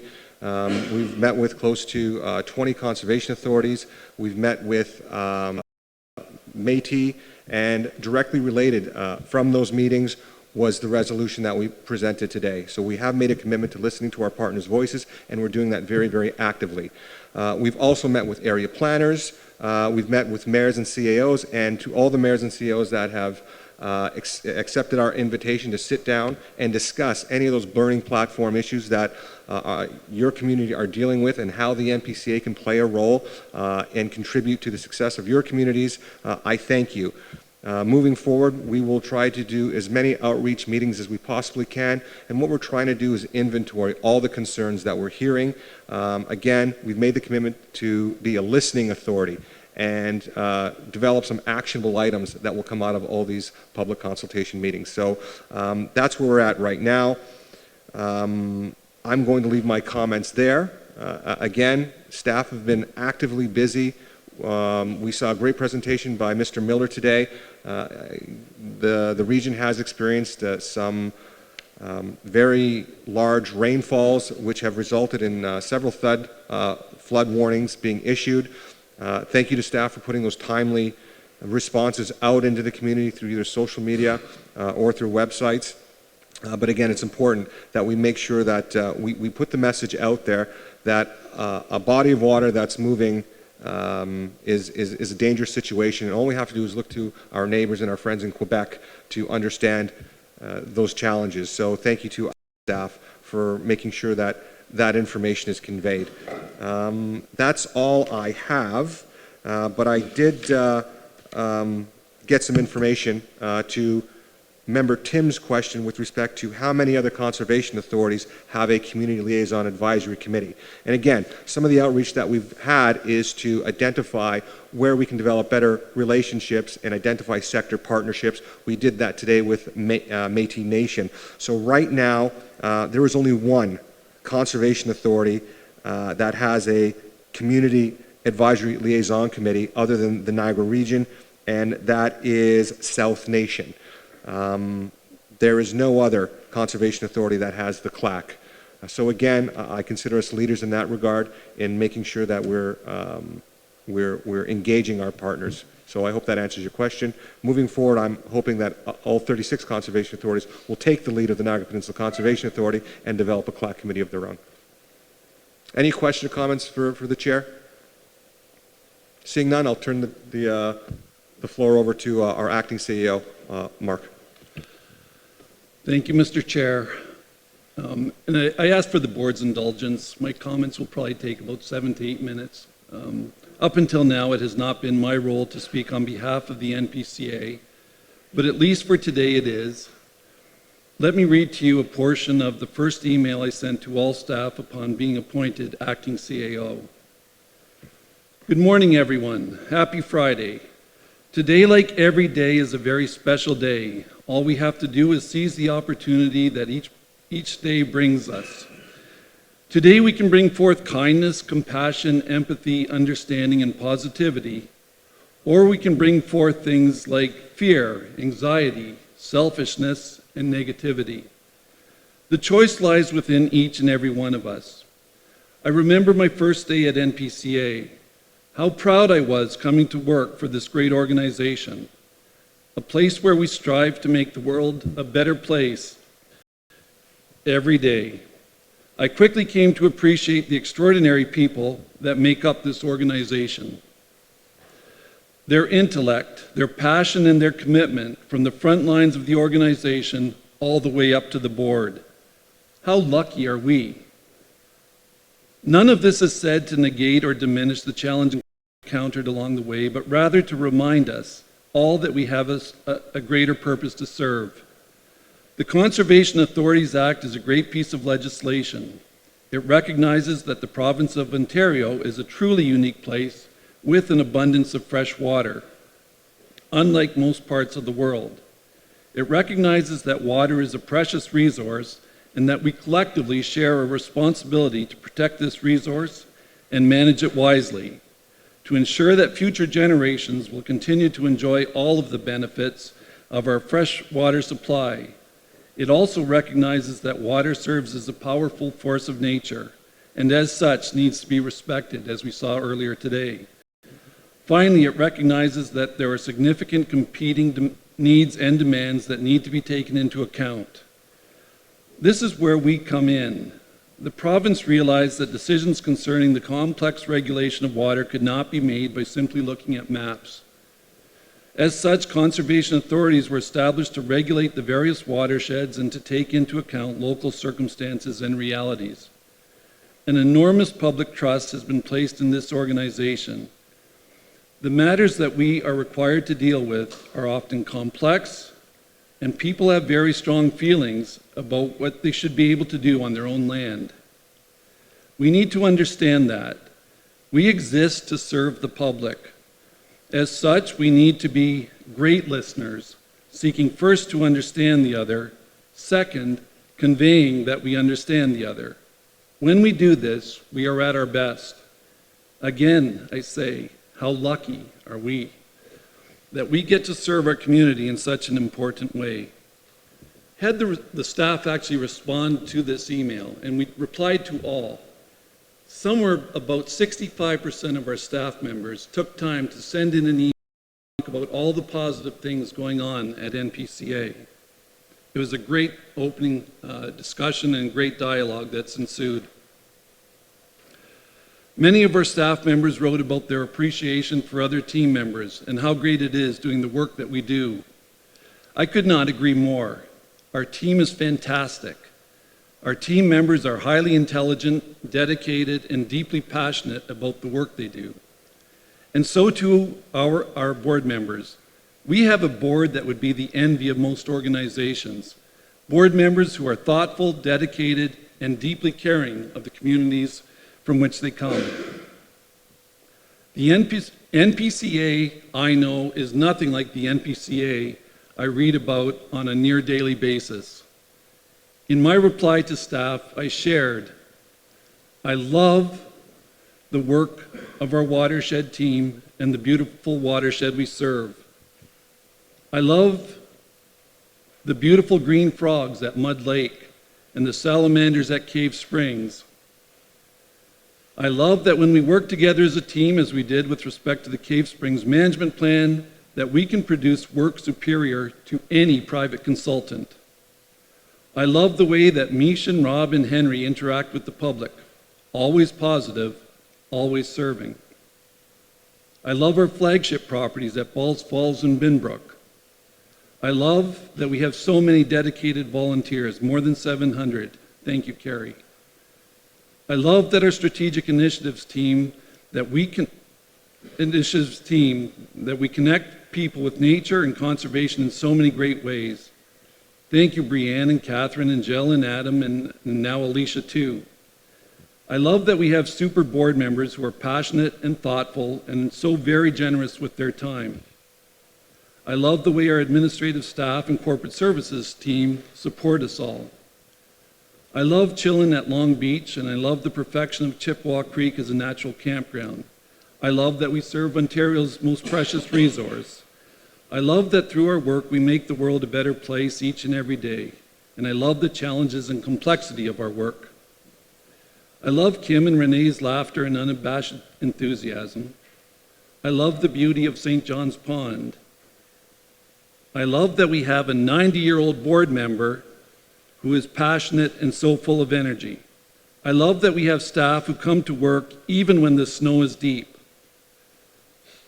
I love the highly unique partnership we have with the Niagara Catholic District School Board, Brock University, Niagara College, and the Niagara Native Center at the St. John's Center. And I love the partnership that we have with DSBN at Woodend. I love that people love getting married on our great properties, and I love the excitement of children as they experience the Children's Water Festival.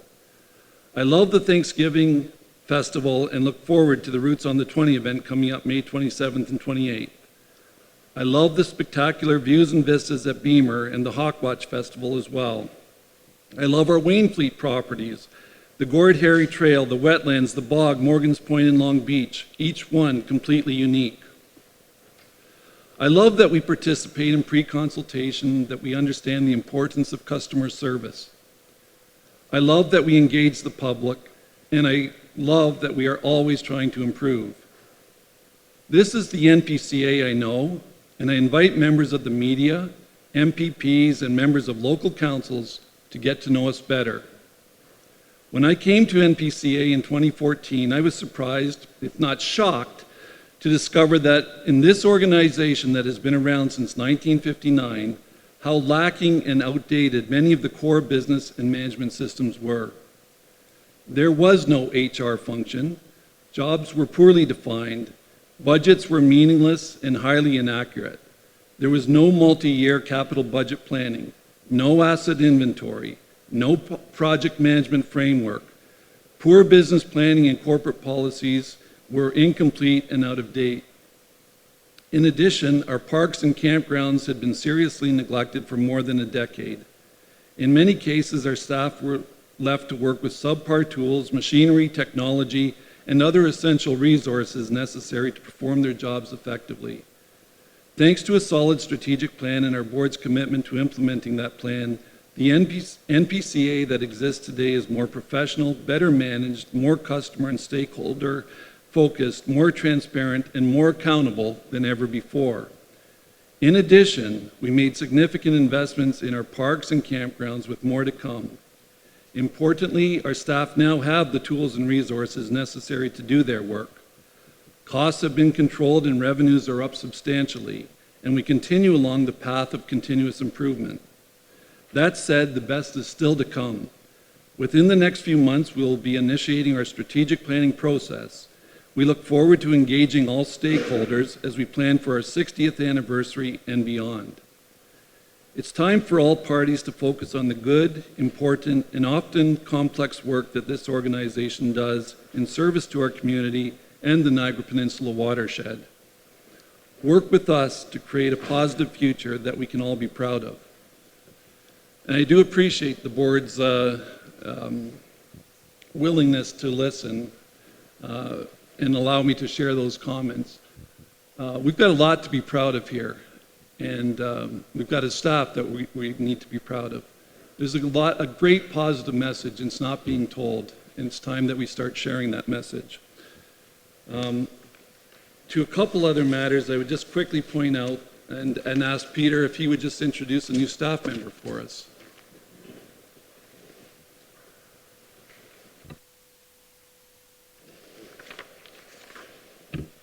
Thank you for the opportunity to introduce Mr. Nick Gannon. He's, if he could just stand up really quick, Nick.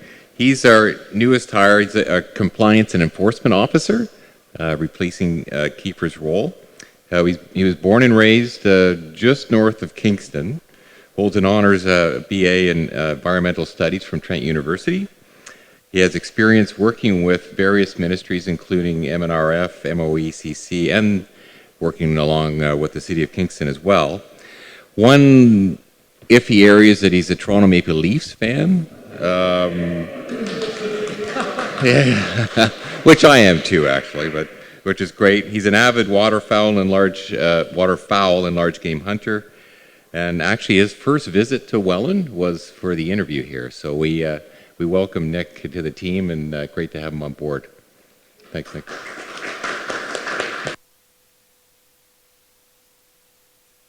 Thank you, Peter, and welcome, Nick. We're very grateful to have you on board. I had the pleasure of attending the first annual West Lincoln Mayor's Luncheon, and want to congratulate Mayor Joyner for an excellent event. He had Doug Griffiths there, the author of 13 Ways to Kill Your Community. What a timely presentation, what a great presentation, really enjoyable luncheon. Also had the pleasure of attending the Living Landscape public consultation in Wainfleet last night. Thank you, board members who were able to attend, and thank you, Peter, and your staff for pulling that one off. Nice turnout and great discussions with the people who did attend. Reminder that the Roots on the 20 event is shaping up nicely for Balls Falls, May 27th and 28th. Great new event that we're doing with the 20 Valley Tourism Association. May 30th, we'll be going to Wainfleet for Wainfleet Council for an update on the Wainfleet Master Plan. And the Hamilton appeal of the municipal levy will be heard at the end of this month. We'll keep board members apprised of any developments there. And on June 21st for National Aboriginal Day, we'll be holding a sunrise ceremony with some First Nations community leaders. We're going to be holding a sunrise ceremony at Cave Springs, and we'll be having a workshop with the Aboriginal community leaders at Balls Falls to discuss ways that we can enhance and further our partnership with First Nations. Those are my comments. Hey, thank you, Mr. Brickell. I'm going to open it up to questions or comments to our interim CEO. Member Quirk. Thank you, Chair. I just wanted to make sure that the comments that our acting CEO provided will be incorporated in the minutes. We'll make sure they are. Good comments. Thanks. Yeah. Any other questions for Member Beatty? Yeah, I thank the acting CEO for his comments. It's difficult to believe that the sun is shining in the middle of a thunderstorm. So it's very encouraging to hear that, and for our staff in particular. I'm extremely pleased to hear about the event, two events. One is the Roots on the 20. I mentioned to staff today that I'm hearing good, positive radio announcements, but I'm not hearing the things that really attracted me in the presentation about the lumberjack activities and so on. Perhaps that could be included, because I think it will be quite a draw in terms of the future. And lastly, I am in particular quite interested and celebrate with you in terms of the event planned for June 21st, and would very happily want to participate in that as a volunteer. And lastly, on the topic of volunteerism, I'll be sending out a request in particular to Foundation members, but I'll include all members for volunteer opportunities with the Roots on the 20. I think this is a great partnership between NPCA and the On the 20 tourism group, and my guess is has some legs for future activities and so on. So we'll be sending out an email shortly inviting you and giving you the opportunity to see what kinds of events you can do to assist with that organization. Thank you. Any other questions? Seeing none, I did want to bring the attention to some remarks that I failed to mention, and that's just an update on our CEO search. I want to thank the CEO search committee for their time and their dedication during the interview process. Unfortunately, I had to run out and give thanks to Misty, our person that's been in charge of overseeing the whole the whole search committee operation. So I extended our thanks as well. But moving forward in the process, we will be bringing candidates to this board, and hopefully we will have a new CAO in place probably within the next couple of months. So that's just an update on where we're at in that process. So I apologize for missing that in my remarks. Seeing no other questions to our acting CAO, I will move along in the agenda to reports for information. The first report for information is Financial and Reserves, month ending April 30, 2017, report number 5517. Moved by Member Quirk, seconded by Member Kaspersets. That report is on the floor for questions or comments. Seeing none, I'll call the question. That report number 55-17 regarding the Financial and Reserves status for month ending April 30, 2017 be received for information. All those in favor? Opposed? And that is received. The next report for consideration is NPCA Regulation number 2, Member Code of Conduct, revised draft report number 5617. Can I get a mover for that, please? Member Tim, seconded by Member Beattie. Questions or comments to that? Mr. Chairman, I apologize. My hand was up not to move, but to comment. So I do not support the recommendation, but I... So just a point of procedure. Yes. Wait till you're recognized first by the chair. I recognize Member Timms. Go ahead. Thank you, Mr. Chairman. I appreciate the point of procedure.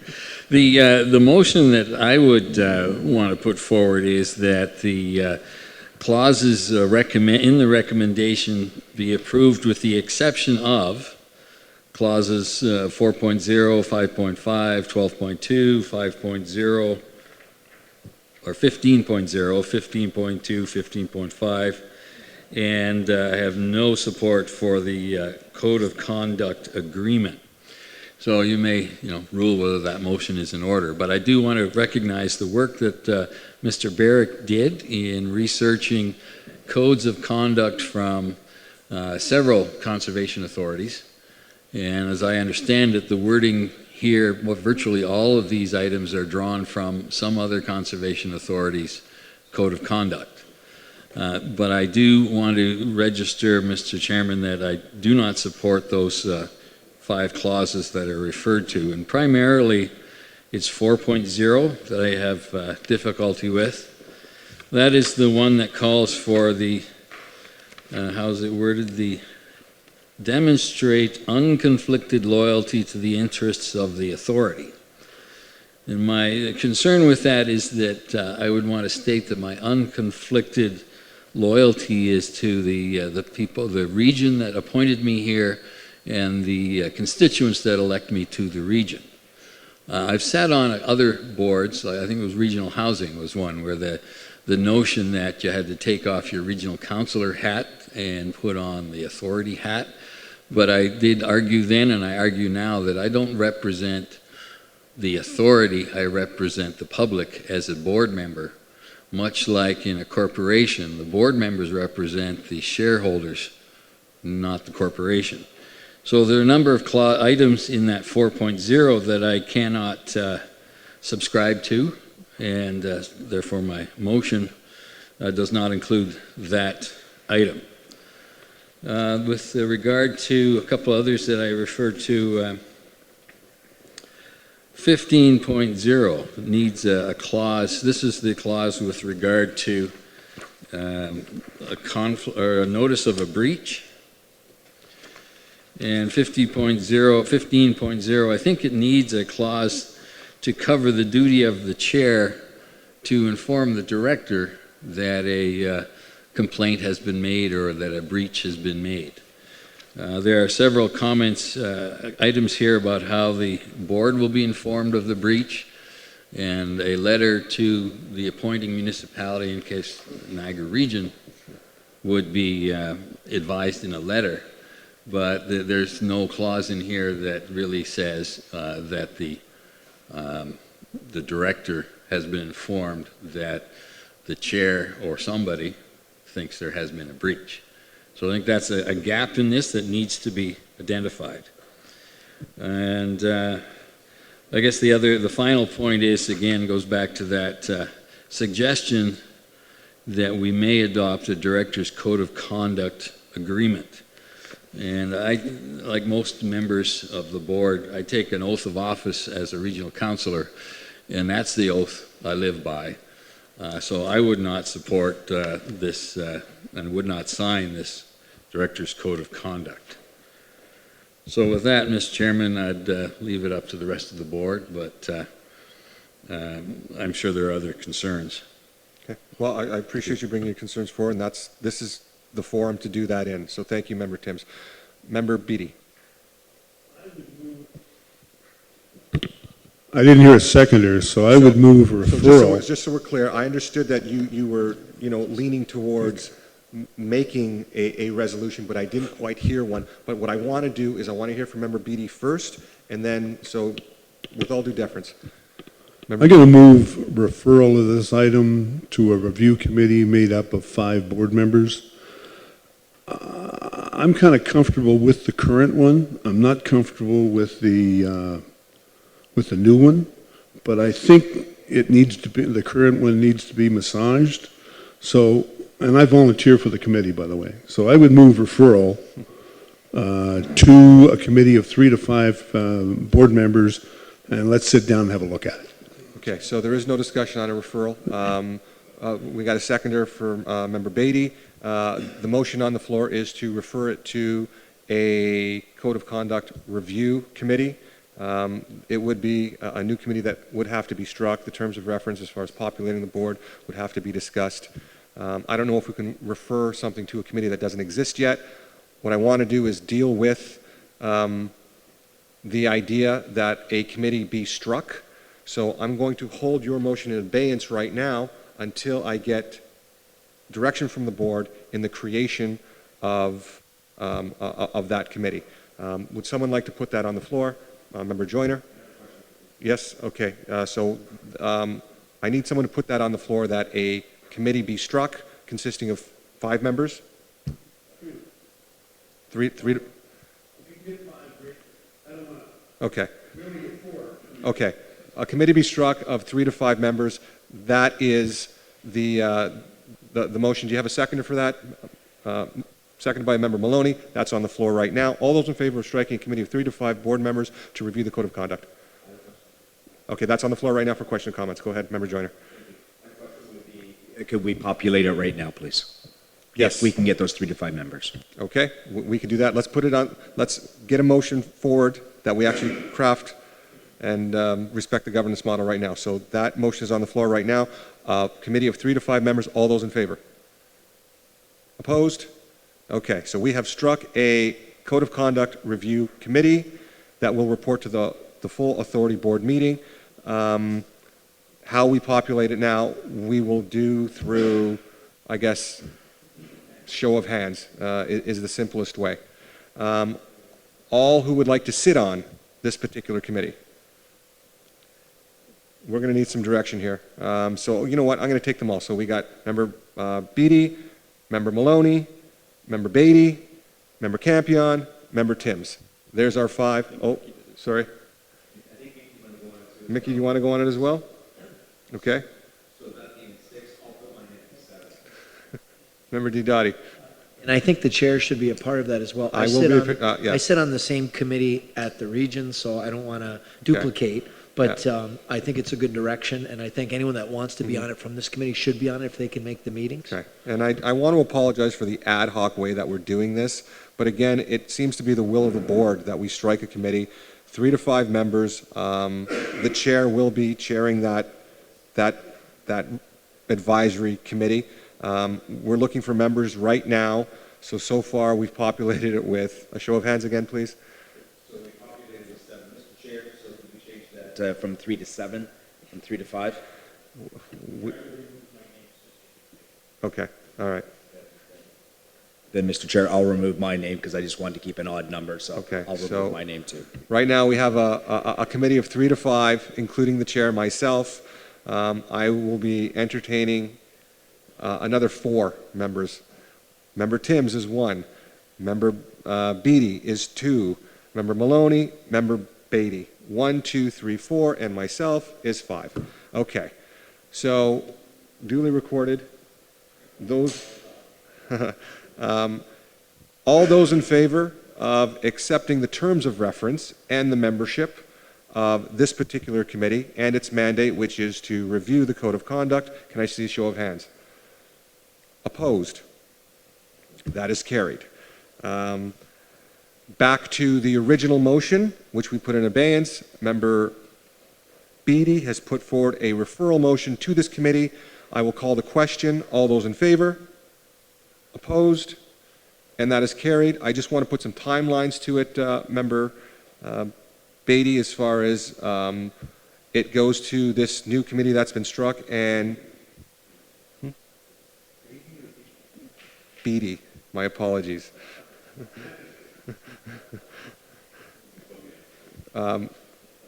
Timeline?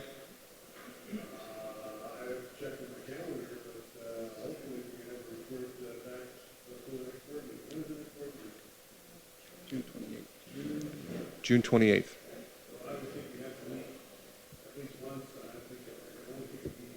Okay. All right, so let's put some timelines to it that a report. Okay. Okay. All right, so we'll send out invitations and we'll confirm and coordinate with other people's schedules, but we will hope to have a report back to this full board authority by the June 28th meeting. I'll say so thank you for your indulgence, and again, I apologize for the ad hoc way that we did that. The next item, NPCA Strategic Plan Assessment, report number 57-17. Can I get a mover for that? Member Diodati, seconded by Member Timms. That resolution is on the floor for question or comments. Member Jeffs. Thank you, Mr. Chair. So I was reading this over, and I was part of the initial strategic plan that we rolled out a few years back, and I'm just wondering how necessary. I guess I would like some commentary with how necessary this is to do. And the reason that I asked this, and I really like what Mr. Brickell had to say in his remarks and talking about the good things that the NPCA has done and focusing on that. And I know this kind of ties in with it. However, I have heard things over the last year or so about kind of the way we did the public meetings way back when, and I know he's here, but some negativity about the consultant and how those meetings were handled. And so I'm a little bit concerned now about, like I say, I just don't know how necessary it is. Is this really important to kind of completing the strategic plan, or would it be more prudent to kind of let things lie and then leave that for the next board? We're just, a year and a bit outside of a municipal election, so leaving it and then rolling out a new strategic plan and leaving that for the next board. So I'm just some thoughts that I had rolling around in my head. So if someone can speak to that. Well, we'll probably have a staff member speak to it, but from my perspective, what is happening is we're finishing up one strategic plan. So in order to be proactive and not to have such a wide gap as far as what our mandate going forward would be, I think at the very least we can do some things concurrently and be proactive with this particular piece of policy. I do think it's important that we start the process in some degree in order to lay the foundation, the building blocks of having a new strategic plan in place, to your point, for the next board and the next election. But I do believe that we still have to do some heavy lifting and some work on this right now. So I don't want to presuppose the will of the board, but I'll leave it up to perhaps staff comments, and if Mr. Barrett can speak to that. Thank you, Chair. So just to clarify why it's here, at the last board meeting, April 21st, staff was directed to report back to the board on how to proceed with an operational assessment of the current strategic plan. So this report highlights an avenue to do that, as well as a couple of other options. We do feel that it is important to complete this strategic planning cycle with the review of this nature as the basis point and launch pad, so to speak, to then begin preparing the subsequent phase. So this piece of work that's before us today is just completing and closing this existing cycle. That information would then be brought back to the board to then make the determination, as per Board Member Jeff's comment, of then whether they'd like to move ahead with the formulation of a new plan, or remain a kind of status quo until after the election, or whatever the board would like to do. There would be a checkpoint at that time for further board consideration.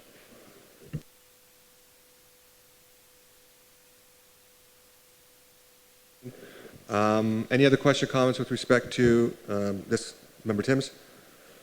Thank you, Mr. Chairman. I do appreciate the comments from Mr. Barrett that I was chair through most of the process that developed the current strategic plan, and I would like to see the the wrap up and the assessment that this report recommends. So I was supporting that piece. I would like staff to address how this process would make allowance for the province coming out with a new Conservation Authorities Act, hopefully before the end of their term. So if staff could outline how this process would work with that. It sounds like we may be able to assess what we've done under the current act and then take a little bit of a break in the process until we get the new Conservation Authorities Act from the province. Okay. So Mr. Barrett can comment on that, if you would. Yeah. Mr. Barrett? Thank you, through you, Chair. The recommended work plan is issued in page 5 of the report, as well as one of the appendices. And really, it is a looking back phase. I think the question posed by Member Timms is a looking forward phase. That part would have to come forward after the first portion of the work plan is completed. With that said, it's been recognized the consultant is here this morning, and I don't want to speak on Mr. McDonald's behalf. If there's questions to Mr. McDonald, I'm sure he's happy to answer as well. Thank you, Mr. Barrett. Member Timms, you still have the floor. Well, thank you. So what I'm understanding is that we will wrap up this cycle before we have the new act.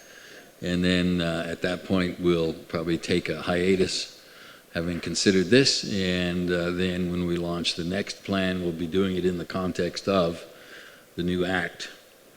Hopefully we have it in time to be able to move forward within this term. Yeah. Thank you. Member Barrett? Mr. Barrett? Yeah, thank you. Just to respond, the timeline to the question is, if this is approved today, there would be a report back to the board for a September board meeting where this body of work would be completed. And there may be checkpoints in between, but that's the timeline. Okay. All right. Yeah. Brian?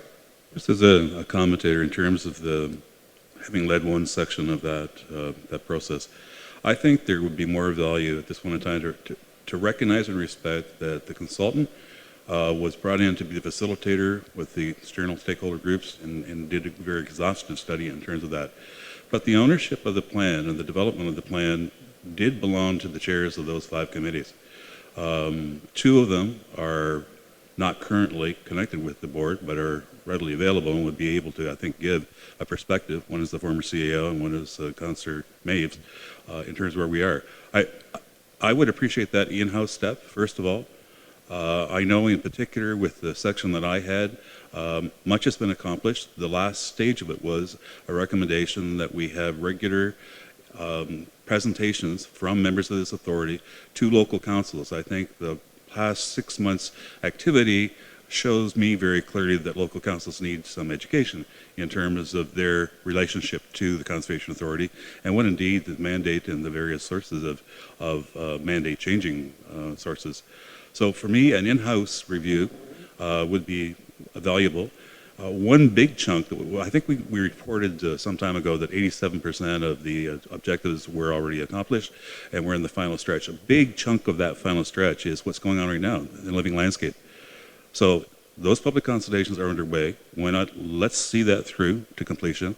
I've worked with our communication specialist on a couple of proposals that would be able to be in the third and fourth quarter, meaningful presentations on the part of each of us to our local councils, and I think it would be timely.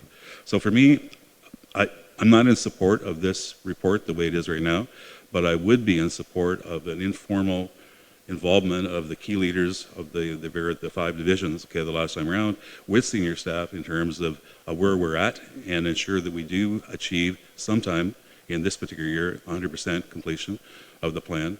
And then I agree subsequently there needs to be a discussion of where we move forward. And I think that some groundwork could happen from this board, but I really do believe that it should be the work of the next NPCA board in terms of proceeding forward with that.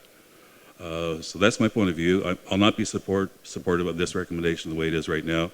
Not that it was bad or ill-conceived, but I think there is a baby steps starting point that we can do in-house before that. Thank you. Okay. Member Didatic. No, I appreciate the comments. I think we need to start moving forward on this, and I think we're more than halfway through this mandate, this term, and I don't think we want to leave it to another. I mean, we've got a provincial election coming up in a matter of months. I think we need to keep the ball moving forward. Thank you. Stu. Very quickly, I was under the idea that this one's coming to an end. We need to formulate another one. Correct. So let's do it. Thank you. Okay. Seeing no other questions or comments, I'm going to call the question. The only thing that needs to be committed to are the 3 board members be appointed to this committee. I'm going to recommend Member Quirk as our budget chair and our audit chair. In his absence, I will be nominating him to sit on this board. I'm going to recommend Member Timms just for his past involvement as the former chair and working with the previous strategic committee. And I will be looking for one other board member to populate this board.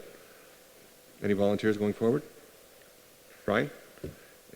I don't know if you can. You're going to vote against this, so I don't know how.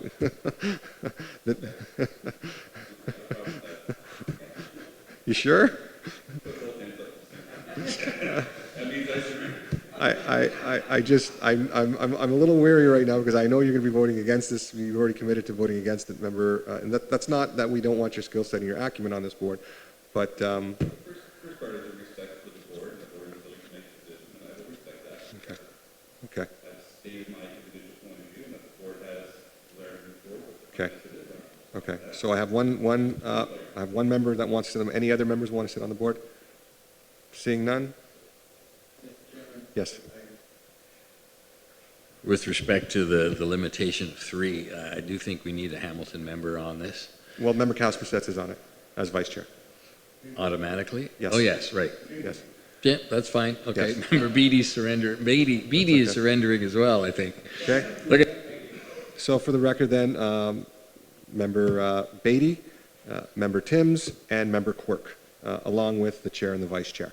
I'm going to call the question. All those in favor of receiving this? All those in favor? 1, 2, 3, 4. Opposed? And that's carried. Thank you.